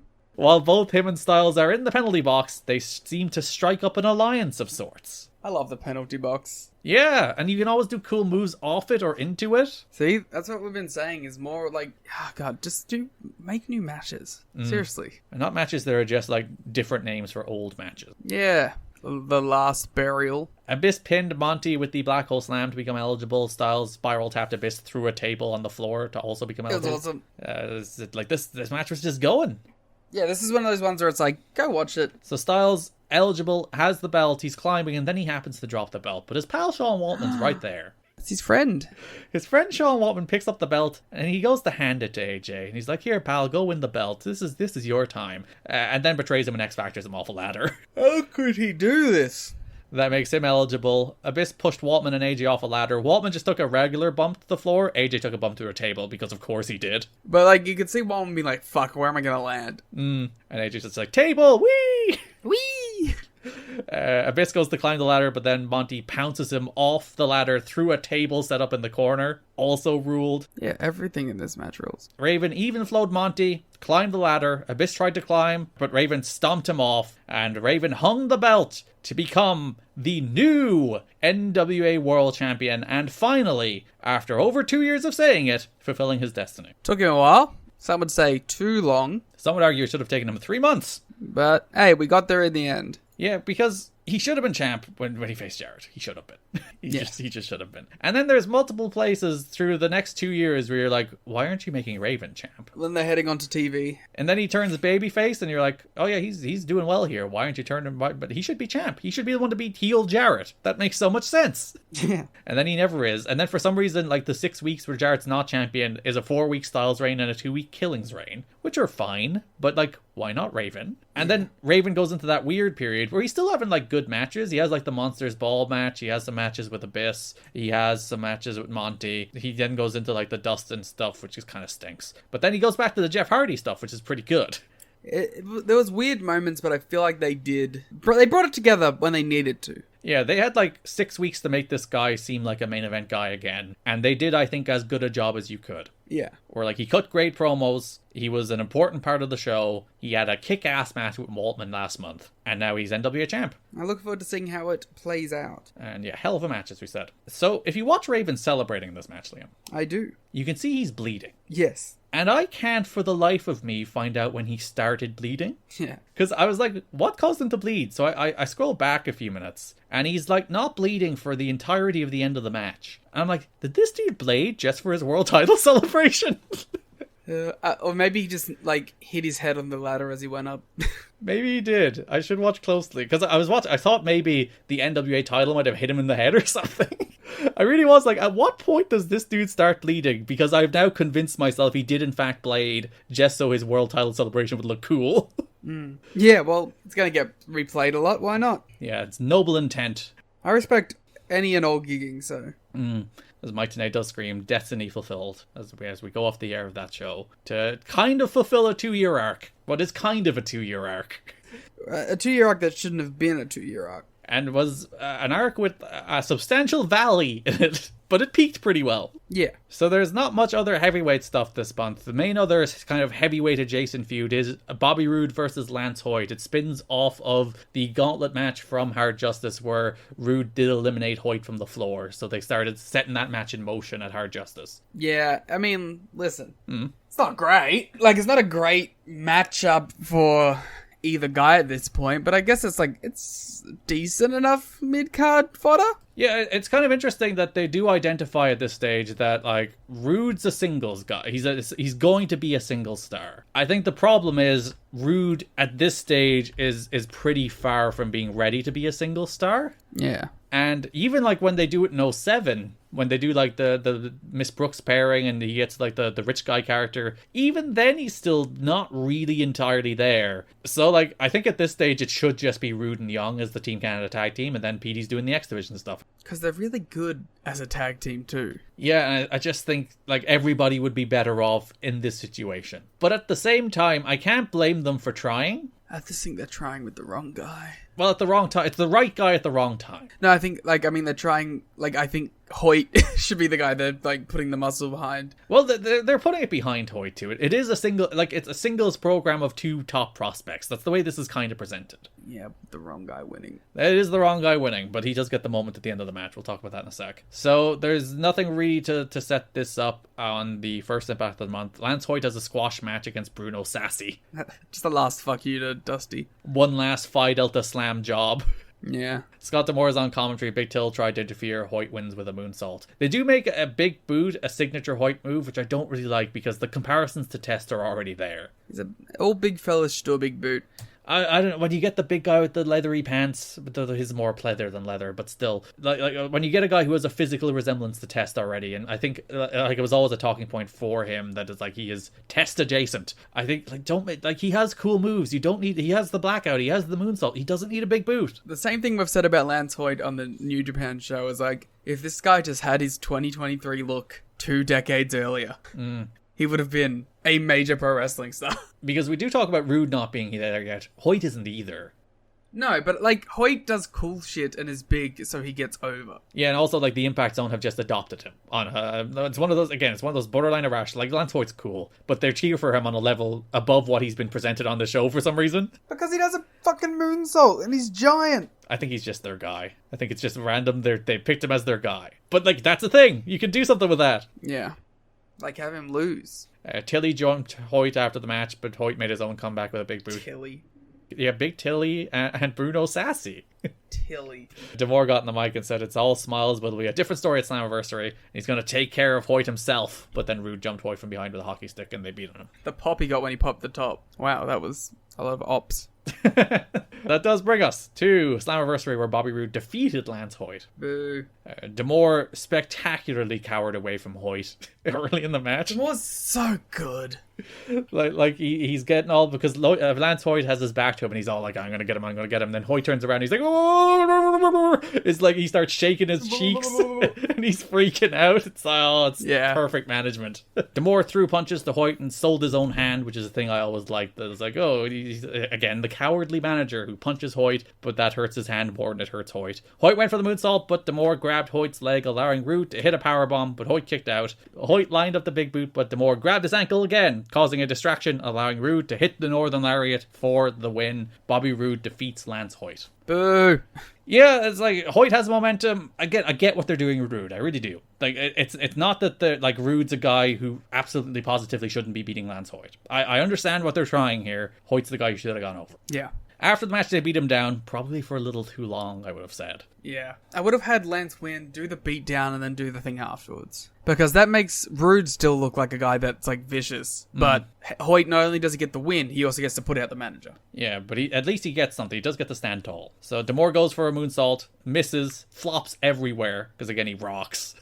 Hoyt stops D'Amore from escaping by pulling his pants down. Scott goes full moon, which Don West then responds by telling the children to leave the room. It's like, take your children out of the room. He also apologizes. Yeah, I'm so sorry. Take your children out of the room. They cannot witness Scott D'Amore's ass. Listen, Scott D'Amore showing what Jeff Jarrett couldn't. He can show ass. He definitely can. He's one of the best at it. Hoyt chokeslams D'Amore and then hits him with the moonsault. That causes Mike Tenay to spontaneously just go, woo! Yeah. D'Amore is stretchered out. Crowd went nuts for the chokeslam and the moonsault. They were very, very pleased to see D'Amore put in his place. And this is a write-off for D'Amore for a while because he's the booker. Yeah, which, he realizes that that he can't do it all at once. There's a troubled history of this company so far, of the booker booking themselves to be perhaps too important a part of the show and unwilling to show ass. So he does in fact show all of the ass in this match. And then leave. And then leave for a while.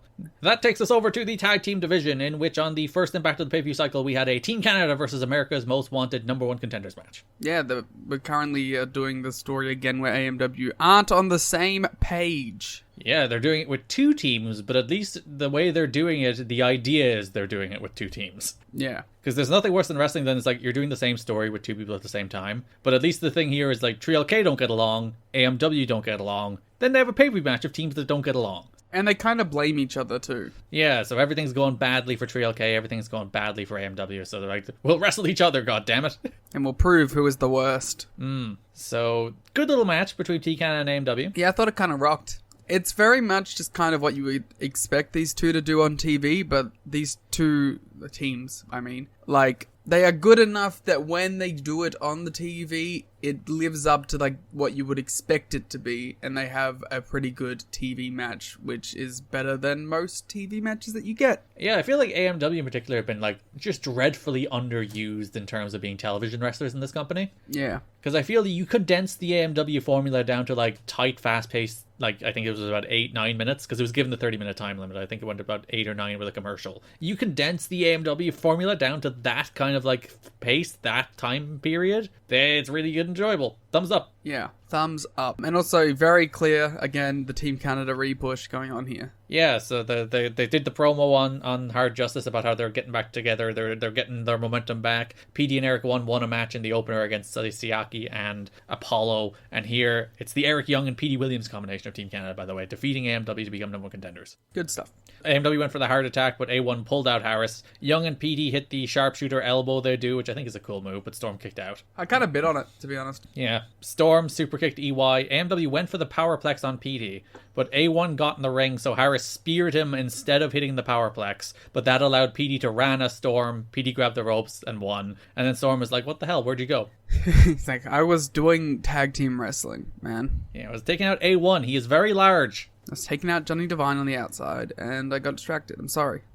Earlier on this show, Killings and BG were backstage. Killings was mad that BG missed the Hard Justice match and also didn't contact him about it. Is this the first, like, classic Impact cameraman peeking around the corner that we've seen? Yeah, because it's a thing that the Bischoff regime would make a real thing, that the cameraman is always, like, contextualized within the scene.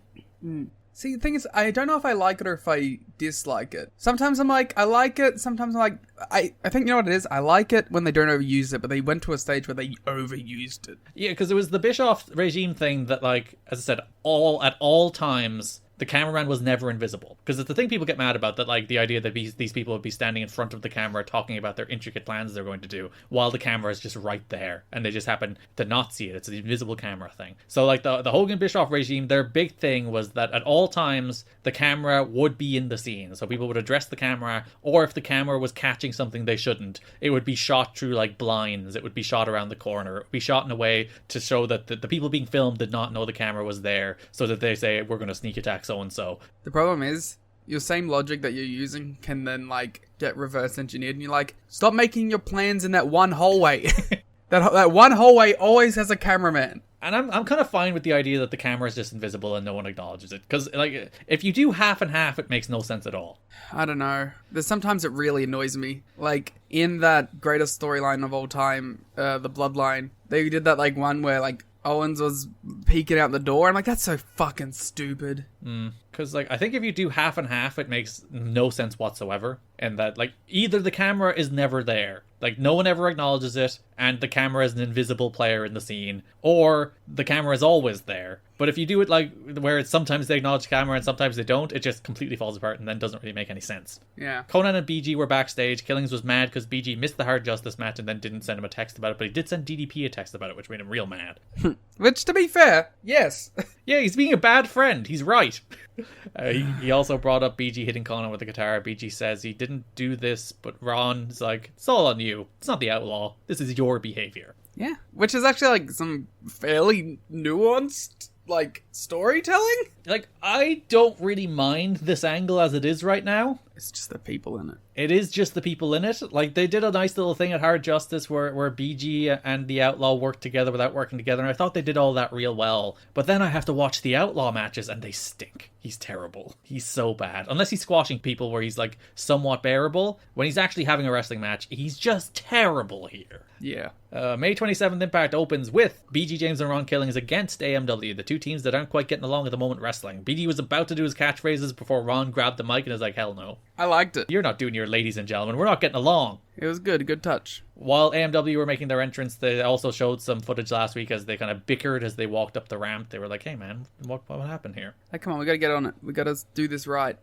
So the classic tag team in a slump thing. Storm grabs a chair because they're in a slump and they need to win. Slid the chair into the ring and Harris was like, I don't really know what to do with this. But before he could work out, Truth axe kicked Harris's head onto the chair. 3LK win. And then my favorite thing is, like, 3LK didn't really celebrate. They're still mad at each other. Yeah, just because they got a win doesn't mean that they're happy. Yeah, so AMW are sad they lost. 3LK are still kind of sad they won. It also makes sense because 3LK aren't a team that are upset with each other because they're losing. They're upset with each other because they're upset with each other personally. AMW is the team that is upset with each other for losing. Yeah, and they lost here, so they're continue to be upset. Whereas BG and Ron still have problems. Yeah. So Truth grabs a mic after the match. Outlaw tries to jump Truth, but BG pushes Truth out of the way and takes the blow. Conan then made the save, and then Killing solicited shoes from the crowd to wail on the Outlaw. That's my favorite thing. So Conan throws a shoe at him, and then Killings is like, I also need a shoe. Crowd? And they throw like 3 at him. It's like, I'm not going to use my shoe. No. BG approached as Killings and Conan were beating on the Outlaw and then instinctively pushed him away, so everybody continues to be mad at each other. Whose side is he on? That's a good question. Terry Taylor had AMW later in the show. Harris is like real pissed, so it's like, we just lost to 3LK, that's where we start again. We get back up, we face 3LK at the pay-per-view, because they hate each other more than we do, to which Terry just quipped, do they? Which does bring us to the pay-per-view. 2 matches from this story, the first of which is Ron Killings versus the Outlaw. Yes. Bad match. Not good. Not a good match. Bad match. I said, the Outlaw's there's just nothing. There's nothing there with it. I don't even think it's a case that, like, he's not trying. I just think there's nothing there.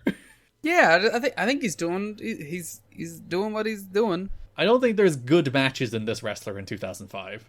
Yeah. Like, you put this dude out there against AJ and be like, you got 15 minutes, tear it up. Have the best match you can possibly have. It's still going to be like 2 3/4 stars tops. Yeah. So Outlaw hits a Faymaster but doesn't go for the pin. He then goes for the one and only, but Truth reverses into a pin where Outlaw's shoulders are up for literally the whole pin.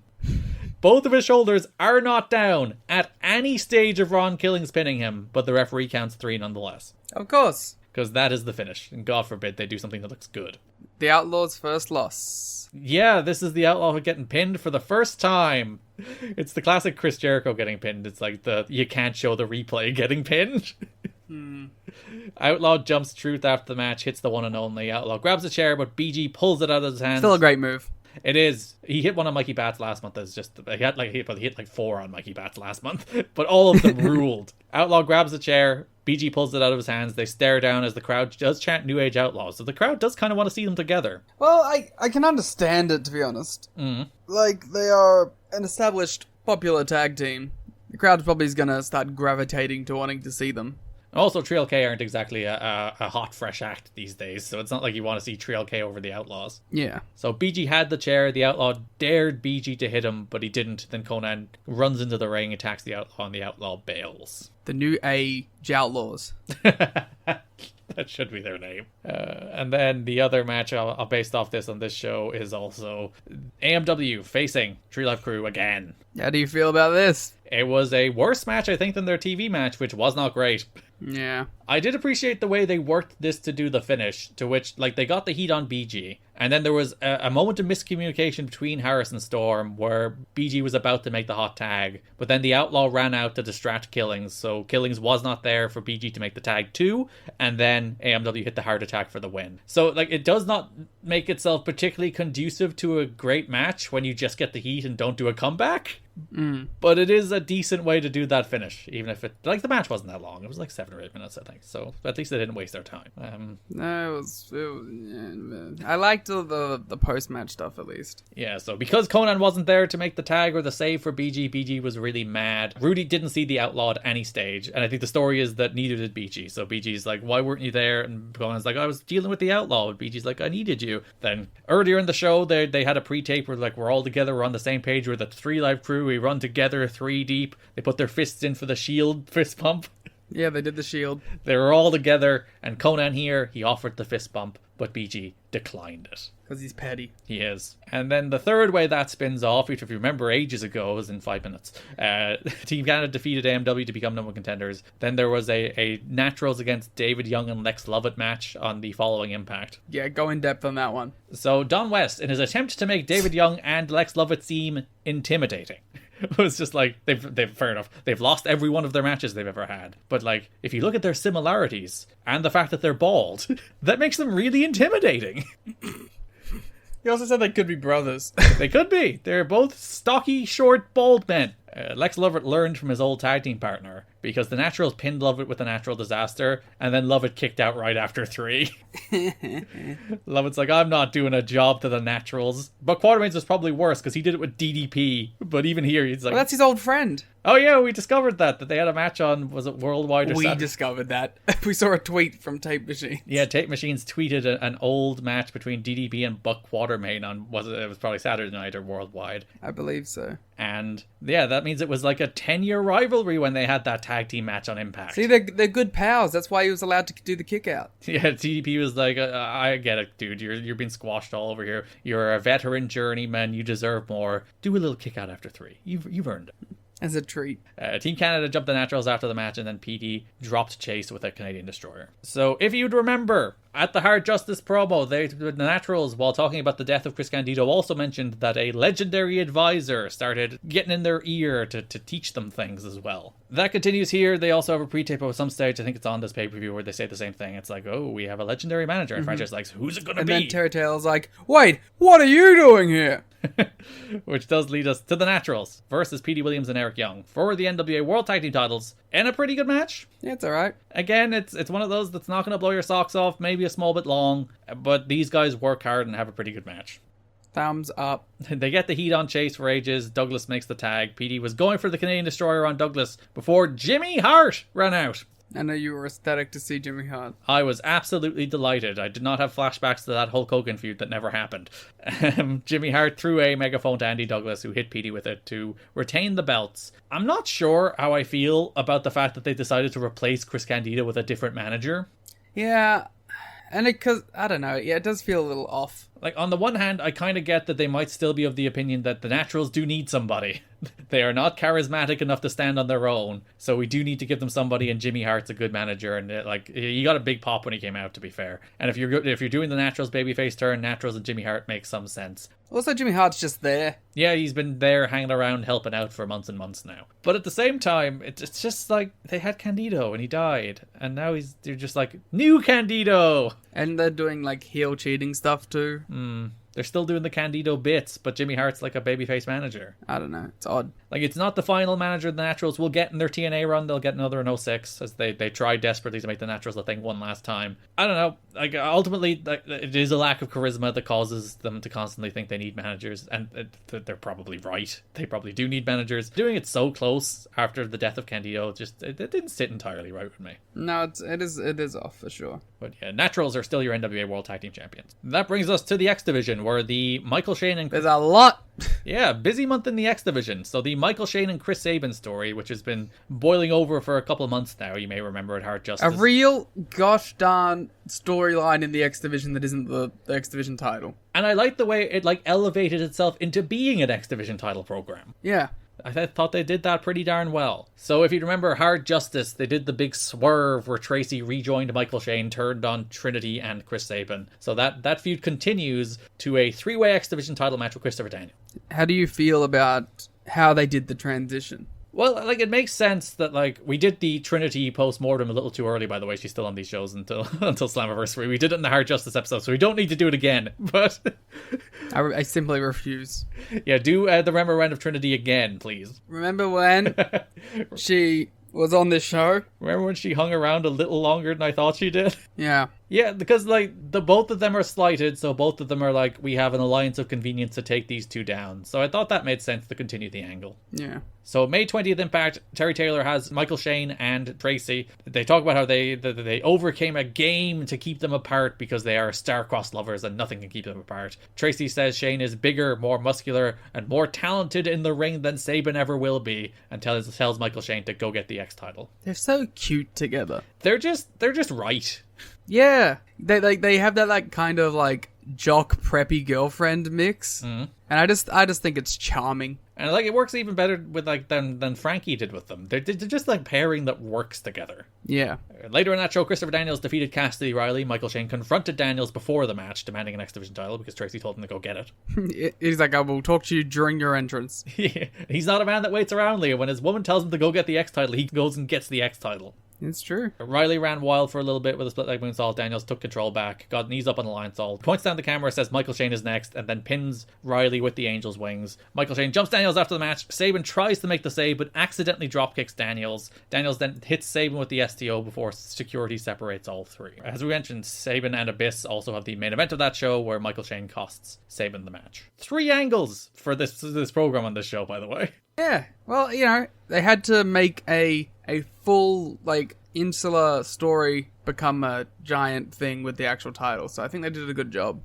So next show, Terry Taylor has Chris Sabin. Sabin said he's focused on his 3-way match because it will be a 3-way at the pay-per-view for the X Division title to the elimination match too. He should have known not to trust Tracy. Trinity walks in and offers her help to Sabin. He looks leery of it. They replayed what happened in the pre-tape with Shane and Tracy last week as they said that Sabin and Trinity sucked. Trinity was like, alright, I'll take out Tracy, you take out Shane. Deal? And Sabin's like, deal. So we don't have to be friends, but we both want the same thing. The classic enemy of my enemy is my friend spot here. They are not friends with benefits. They are not. He does not get a little kiss from Trinity. He got that from Tracy. They are not friends with benefits. It's just different kind not of benefits. Not friends, comma, with benefits. So, 3-way match for the X Division title on the pay-per-view. Daniels retained against Chris Sabin with Trinity and Michael Shane with Tracy. Yeah, so this is that famous X Division 3-way in TNA's history. During this Christopher Daniels X Division title run, yeah. Yeah, the one that everyone talks about. The Daniels X Division title 3-way that has defined TNA wrestling, the only Dave Meltzer 5-star match. Yeah. There was a moment in this match where Tracy and Trinity started throwing some big chops. I'm like, oh god, it's like a big Japanese never title match. Yeah. Kabashi Sasaki. Yeah, they're going at it. But before they did a more standard cat fight. But they did throw like some legit great chops. Yeah. So Sabin gets Shane in the cradle shock, but Daniels threatens to Angel's Wings Trinity. And Sabin's like, I don't really give a shit. And like the story here is that Trinity's there to neutralize Tracy, and Sabin is there to neutralize Shane. Trinity had already neutralized Tracy. He's like, you did the job. I don't care. Sabin, like, mentally, our deal's done.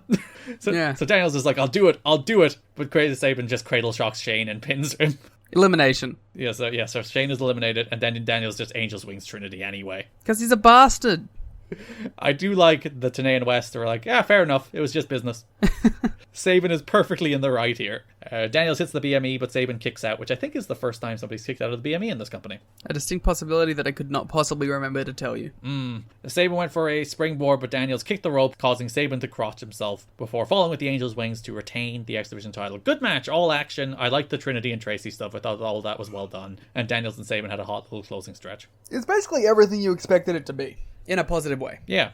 You're like, this match with the Tracy and Trinity story is probably not going to set the world on fire, but it'll probably be a fun match with a good story. And it was a fun match with a good story. Yeah. We also had a 6-way open that show. There was a Zach Gowen squash against Kid Romeo on TV, beating him with a moonsault. Yep. Which Don West said reminds him of Trinity.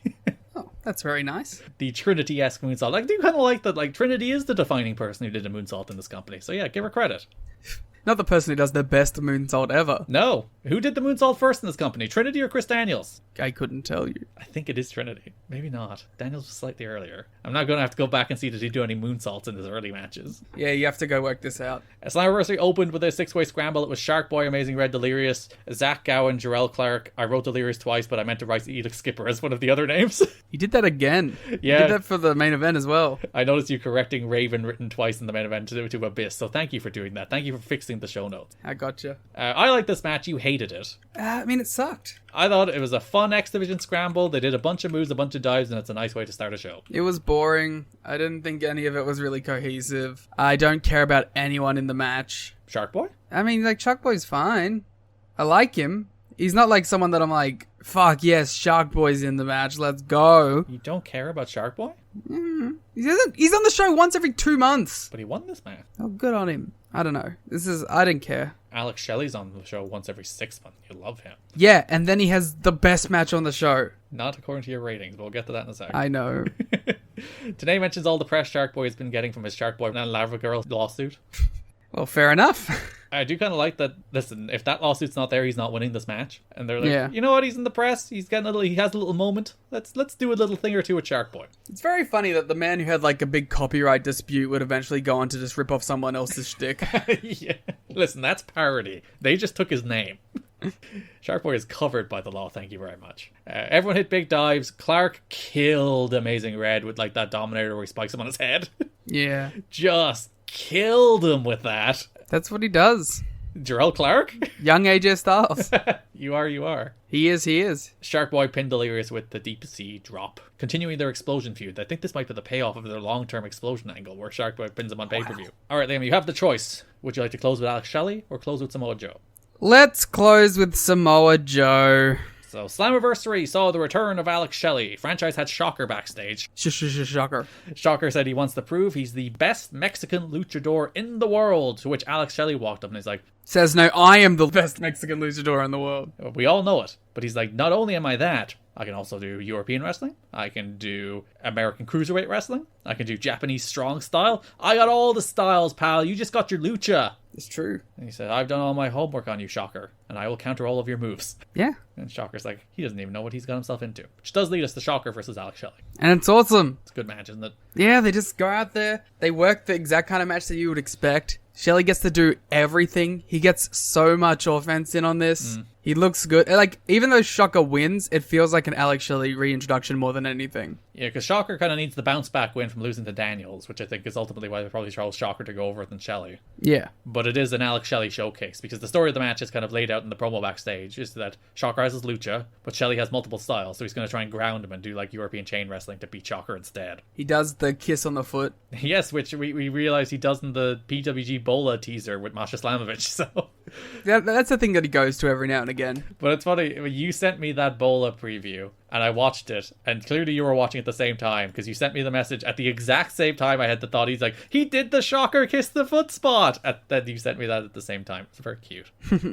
Shocker went for a moonsault, but Alex Shelley got his knees up, and he got all of his knees up. Yes! We were talking about how, like, getting the knees up either goes, like, badly and doesn't look like anything happens, or it murders someone and there's no in between. And this one, he murdered him. Yeah. Knees right to the sternum. It looked awesome. Shocker did a suicide dive where he connected head on head. Both guys looked a little woozy for a second there. Yeah, none of these flying nothings. None of these, like, flying and you only touch them with the fingers. Shocker goes head first and connects with your skull. Which I think is even a step above Phoenix's dives, because those have reckless abandon, but they're not skull on skull. They're reckless abandonment for the crowd more than for the other wrestler, to be fair. You take out the front row, but your opponent is fine. Very funny that you said that, as on my second screen, there was 0 hours playing and Phoenix almost murdered someone. Yeah, hell yeah, Phoenix. Shocker wins with the Shockwave, his Hammerlock small package. So it turns out, despite all of Alex Shelley's scouting, he did not scout a counter to his finish. Better send him away again. Yeah, he needs 6 more months. We were talking about how this show did feel like the Fuck You Dusty Rhodes show. How it's like all the guys that he was like, nah, I don't see it in, they brought back. And yeah, if you're going to throw some matches on a pay-per-view that don't have any build on TV, you can do an awful lot worse than Shocker versus Alex Shelley. You know, if you're just going to, like, we didn't build anything, but we're going to have a good match on the pay-per-view, so we put 2 good wrestlers against each other and they have a good match on the pay-per-view. I don't mind that. That's fine. I'm okay with that. It's when they throw, like, nonsense matches that no one could possibly want on the pay-per-view. That's when we have a problem. Yeah. Before we go into our last topic, top 5 moments in TNA history. Yeah, so they've been doing a vote on the website to count down the top 5 moments in TNA history ahead of the 3rd anniversary. Moment number 5, AJ Styles beating Jarrett for the title for the first time in 2003. That is a certified moment. It is. It does have Vince Russo attached to it, which is unfortunate, but... They didn't show that bit. They didn't. Number 4, Raven's debut. A moment. Very good one. Number 3, the most dubious choice of all. Lockdown. All of it. Fuck you. It's not even the best pay-per-view, first of all. Yeah. And no, a whole show can't be a moment. And it's literally all of It's not like Trinity moonsaults off a cage. It's not Jeff Hardy swantons and misses or does his little cool butt dive. All of it. No, that is a bullshit one. That one should be stricken from the record.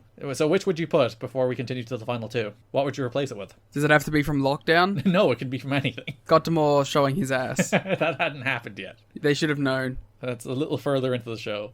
Number 2 is the Jeff Hardy debut. Yeah, that's fair. It seems a little weird just because Hardy's currently suspended, but... They don't care.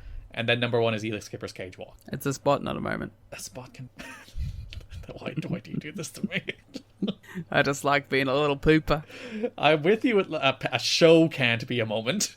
Of course not. I'm on board with that one. But a spot can be a moment. Nah. Some notable ones they left off. Raven's head shave. Yes. Which I would have put in. Maybe a little too graphic. They don't want to keep bringing it up. Yeah. AMW's death sentence off a cage. Yep.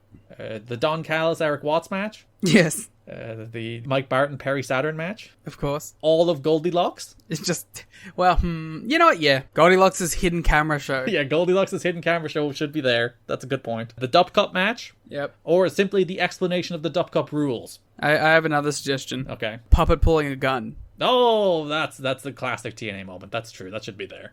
Yeah. Because I guess we didn't talk. This is the 3rd anniversary show. Yes. 3 years of TNA. Yes. They said they wouldn't last 3 months. They said they wouldn't last 3 weeks. Here they are, 3 years. Yeah, we're going to do that every Slammiversary now. Yep. How do you feel? How do you feel about 3 years of TNA? 70% of it has been utter shite, but there's been some good moments. So within the other shite, like... What percent of that 70% is like watchable other shite versus like unwatchable other shite? Like 40%. 40% of it's been like watchable, but not good. 30% of it's been completely irredeemable. And then there's been like 30% that was like kind of good. Yeah, because like stuff like Sports Entertainment Extreme wasn't good, but I enjoyed it. It was watchable. Yeah. So like that would fall in the 40%, right? Yeah. Okay. Mostly it's the boring nothing stuff that is the like the completely unwatchable, irredeemable stuff. And given this is our first, not quite a full month, it's 2 impacts on a pay-per-view, but you've had a pay-per-view where they had to deal with like the leftovers of the Dusty booking, and then a pay-per-view cycle on this pay-per-view. How are you feeling about the new regime? I'm into it so far. I don't want to give it too much credit yet because this was a very particular set of circumstances. I want to see how they go when they have to do a full month. Yeah, there's like better fundamentals we were talking about, like we're building TV main events, announcing things, doing all that kind of stuff. The eye for talent is obviously much better. You could argue it's D'Amore's guys, but D'Amore's guys are Alex Shelley, Chris Sabin, Team Canada, and then also the man we'll talk about in a moment to round out the show. Like there is a better eye for talent, a better eye for bringing in good wrestlers. There's if we're going to have a random match on the show, it'll be a good X Division match instead of a terrible Phi Delta Slam match.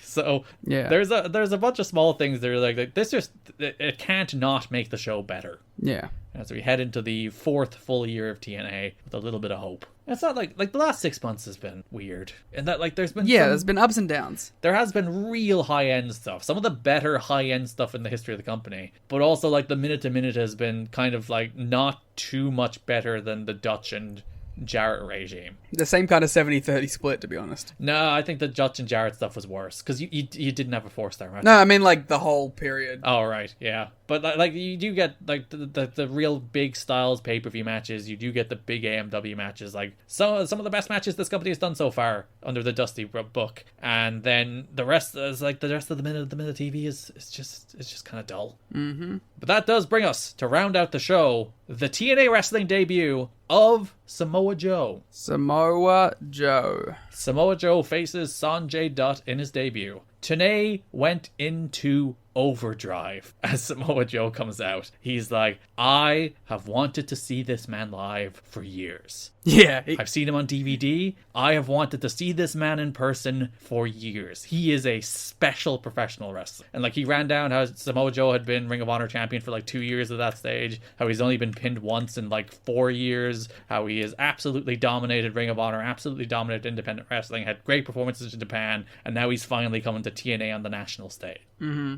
Like there's a lot of capital D discourse in professional wrestling about how you introduce new wrestlers to an audience. Yeah. They didn't run a video package. They didn't show you a second of him other than walking out the tunnel. And Mike Tenay made this man feel special in 45 seconds just with words. Yeah. I mean, it helps that it is Samoa Joe and his aura is just palpable. Yeah. But, like, they made him feel like a gigantic deal.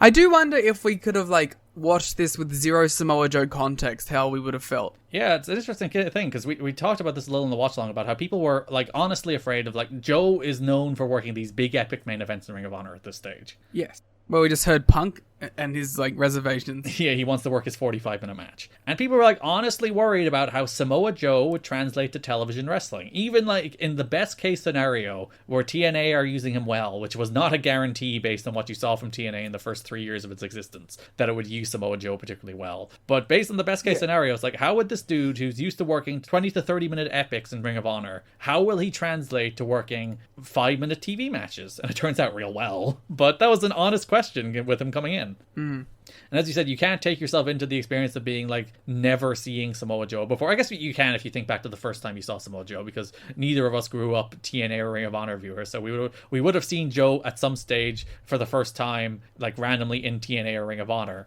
And for me, it probably would have been watching like the Best of the X Division DVD, so it would have been like some of these matches. So I guess we can kind of think back to that experience, seeing him for the first time and like seeing his credibility and his... See, but like I saw Samoa Joe in like 2009 or 8. That was my first time. That's different. It's a different Samoa Joe after he fell on those steps. Yeah. Until 2022 for some reason. It's almost like it wasn't actually the thing that did it. No, because like you'd see it when he'd wrestle like real good wrestlers, and he wasn't Samoa Joe. And I think it helps that he's been wrestling Darby Allin, and that helps a great deal because you can. Someone said to me the other day that they missed Samoa Joe in WWE. Oh. And I was like, listen, you have your opinion, that's fine. You're wrong. But this guy, I haven't felt a connection to Samoa Joe like I have this year since I've seen like the stuff from 2004 and 2005. You know what that dude misses? That one promo that goes viral every 3 months. Yeah, that's a great promo, to be fair. It's phenomenal. Here we go. Let's talk about Samoa Joe and WWE. I do think, like, he never had the match quality. No. But I do think he was, like, his character and, like, how good he is just as in presence alone, he did always feel like a deal. You know what I mean? Yeah. Like, whenever he would get his big spots, he always delivered in the big spots. It's just the matches couldn't keep up. Yeah, it was always the thing in TNA where it's like, he would be booked terribly. He'd be in the mid-card doing nothing, and he'd come out on one of the impacts they did on the road, and he'd get one of the biggest reactions. Yeah. He still has an aura about him. He has that aura, and he's just earned it. He's earned that from the audience. He has a veteran,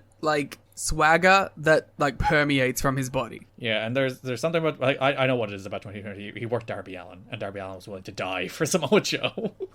But, like, he's keeping that same energy outside of Darby as well. Yeah, but the Darby matches were a level above. The Darby matches are the only matches Samoa Joe has had since 2012 that have felt like Samoa Joe. Like, truly Samoa Joe. I wonder if him and Briscoe will capture that a bit. Interested to see how that goes, especially because they have some very famous matches before to live up to. Yes. They should chuck it in a cage. So yeah, the one thing like Joe has, the one like defining characteristic of Samoa Joe is just his credibility and his aura. And as you said, that even translates to WWE. Like when he cuts a promo, it's the same thing we were talking about with Jay Briscoe. It's like you look at that man's eyes and you believe it. You just believe it. Yeah. And part of that also comes from, like, I don't know if Samoa Joe does have that about him. If he wasn't the best wrestler in the world for a period. Yeah, there's like a swagger and a confidence that comes with that. Yeah. That just doesn't go away. Because it's funny, we talk about him in WWE where like so many people go to WWE and they just can't do a WWE promo because there's a very specific thing that WWE promos are. Cadence, a style. Yeah, and it's usually impossible to do them well while still being a good pro wrestling promo. Yeah. And Samoa Joe could,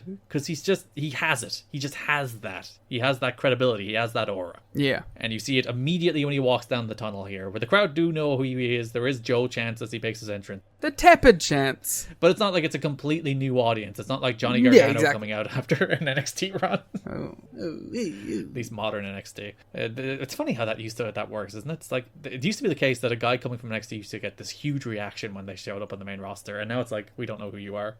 Yeah, because it's bad now. Weird how that changes. But people are still watching it, but I guess they don't care about the people. Less people. Not that many less people, but people don't care. Like, more people are watching it now than were when Johnny Gargano was, like, at his peak on the WWE Network. Substantially more, but nobody cares. I think that's the difference. Nobody cares. Anyway, Samoa Joe and Sanjay Dutt. So within the first minute, Sanjay tries to get some offense in, and Joe just kills him with an ST Joe. I love the ST Joe so much. It may be my favorite move in pro wrestling. And he spikes Sanjay right in his neck and shoulders. Yeah. Sanjay said that knocked him out as well. That was a flash knockout. But he bounces back and does all his shit, so... So yeah, Joe beats the hell out of Sanjay, but Sanjay gets a bunch going with his flying, including taking Joe off his feet with a drop kick, which is an interesting choice. It's a 450 for an ear fall. Yeah. See, like, we were talking about, like, how much Sanjay gets in this, and you're right, we're like, having Sanjay get a lot of stuff does add to the Joe sort of his ability to take punishment and deliver it back. There was just a couple things where I'm like, maybe they took it a touch too far. And maybe, like, listen, it works out fine. Joe, this isn't the match that kills Samoa Joe. He's perfectly fine. No, that's one with stairs. It is the case that you'd be like, if you were booking this match, Joe probably shouldn't leave his feet. If you were, like, being really traditionalist about it. And, like, Joe does leave his feet. Sanjay drops kicks off his feet. He hits a 450 for, again, it's not a near fall, really. Joe kicks out with plenty of time. But he does hit a 450. He gets something in. And I do think there is traditionalists who would be like, oh, you killed Joe here by having him sell too much for Sanjay. And thank you for adding near fall in the show notes in inverted commas. Yeah. But I do think it's a really important part of the Samoa Joe character, and TNA in particular, that he always showed just enough vulnerability that you thought everybody could beat him. Because he's going to go on a run of matches here on pay-per-view, where every time he wrestles, like, you honestly believe at one stage the guy he's wrestling can beat him. And I do think that's important. Yeah. Yeah, I think it makes sense. Sanjay misses the Hindu press, Joe falls with a muscle buster and a coquina clutch, and Mike Tenay utters the words for the very first time that the Samoan submission machine has won the match. I didn't know that was a Tenay call. Neither did I. I was thinking about that. I was looking that up because I actively looked that up after I was like, when was he called Samoan submission machine? Because I was like, was that a TNA nickname? And apparently it was. It was the thing Mike Tenay said here after he won the match. It's a great name. It is. There's and again, I think it's actively trying to call back to Taz. I think that's a deliberate choice. Sure. But like Samoan submission machine, it has good mouth feel. Yeah, it does. it works. And Samoa Joe has defeated Sanjay in his debut. And like Sanjay, again, going back to like, can you kill Sanjay? Sanjay is kind of a guy. He's not like a pushed act, but he's just back. You can't like kill him. Actually, he's not next level. Same acronym as Super Strong Machine as well. They should be a tag team. That would be a fantastic tag. There was some surprise that he was being an X Division guy instead of a heavyweight guy, obviously because of his size. Yeah. But what have we always said, Liam? It's not about weight limits. It's about no limits. Except for that time it was about weight limits. Yeah. That's not for a while. We can't bury that for another, 10 years. Joe has apparently been encouraged to just do his thing by TNA management, and he will remain with Ring of Honor with occasional tours of Japan. As we stated, that's part of his deal. Samoa Joe released a statement to PW Torch regarding his decision to sign with TNA to appear at Slammiversary. Do it in the cadence of a Samoa Joe promo. I anticipate my entrance into TNA and look forward. That's not really Joe, is it?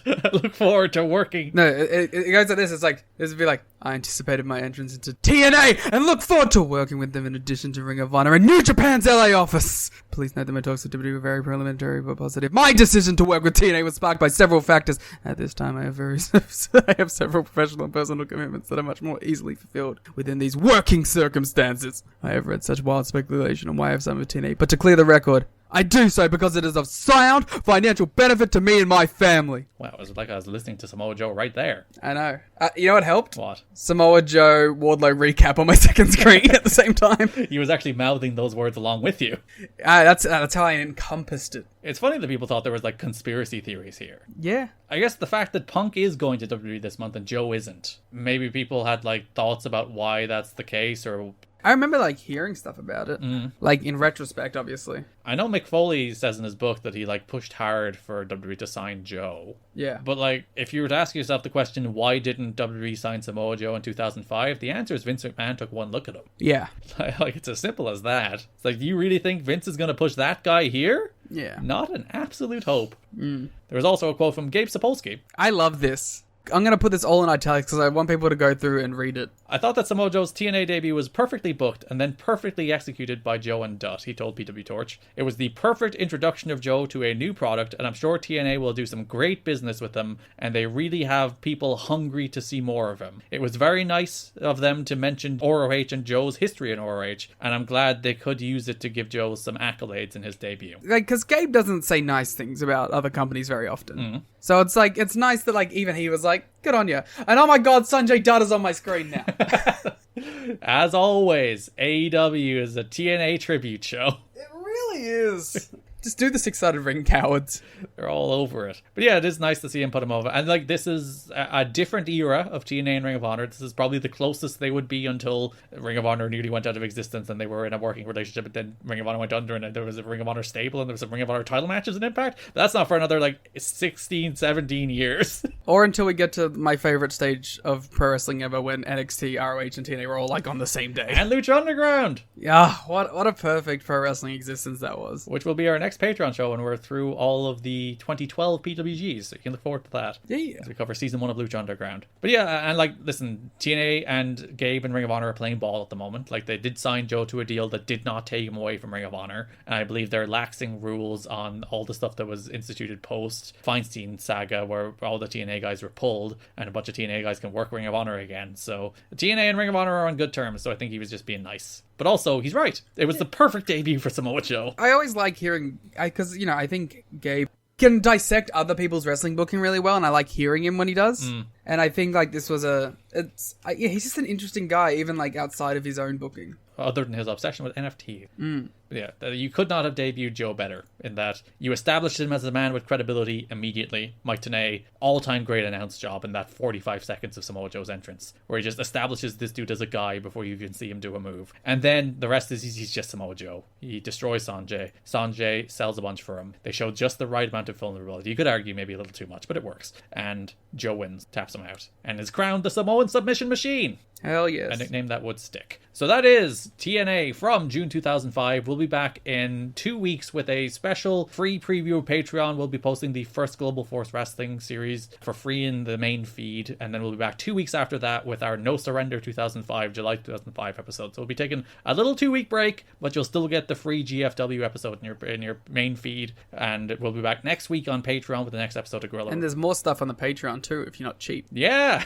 calling people out, like the next episode of Gorilla Radio, which will be there next week, as well as our watch along of Slammiversary 2005, which is also there waiting for you right now. Head to tnachat.com, patreon.com/kiddingme, where you can support the show and get a ton of extra us. We talk for so much longer. And uncensored. Sure. We're not beholden to the media standards of the Voices of Wrestling Network. Of course. So, uncensored. A little bit of a shorter episode, this one, but listen, when there's only 2 TVs, what can you do? We still had like 2 hours for 2 TVs and a pay-per-view. That's true. So you can follow us on Twitter at TNA History Pod. Follow me on Twitter at Garrett, and follow Liam on Twitter at The Gleet Muta. You can subscribe to us on YouTube at You've Got to Be Kidding Me, or follow us on TikTok at TNA History. Thanks for listening, and bye-bye.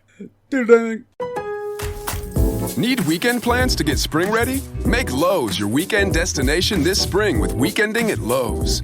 Stop by for free activities and workshops, including our upcoming Raised Garden Bed Workshop. This month, we're celebrating with fun events like Springfest Egg Venture, where you can enjoy Easter treats for the whole family. Visit Lowe's.com/events for this month's full lineup. Count on Lowe's for all of your home improvement needs. And now, activities in your community with Weekending at Lowe's. 92% of households that joined Peloton early in the year are still active a year later. Yeah, if you like cycling to EDM. Not just EDM. Try cycling to Broadway hits, take a scenic hike in Iceland on our treadmill, or row to some 80s jams. Because I have so much free time. Whether you have 30 minutes or just 5, Peloton can fit any schedule. 92% stick with it. So can you. Try Peloton tread, row, or bikes risk-free with a 30-day home trial. New members only. Not available in remote locations. See additional terms at onepeloton.com/home-trial. Hi, I'm Case Lowe, co-host of the Open the Voice Gate podcast. The one question I'm constantly asked when it comes to Dragon Gate is, how do I get into the promotion? Well, stop asking and start listening to the Open the Voice Gate podcast, released every Wednesday on the Voices of Wrestling Podcasting Network. For exclusive news and show reviews, look no further than the leader in Dragon Gate coverage, Open the Voice Gate. Hello, do you like New Japan Pro Wrestling? Are you a Shin Nihon freak? If so, check out the Super J-Cast with Joel and Damon on the Voices of Wrestling Podcast Network. And even if you fucking hate New Japan Pro Wrestling, listen to the Super J-Cast anyway. Not just for our great show reviews, analysis, and pastrami sandwiches, but there's also usually some dick jokes somewhere in the obligatory opening 30 minutes of absolute nonsense we chat about every single week. That's the Super J-Cast for all the best talk about New Japan Pro Wrestling, crisps, and pornography.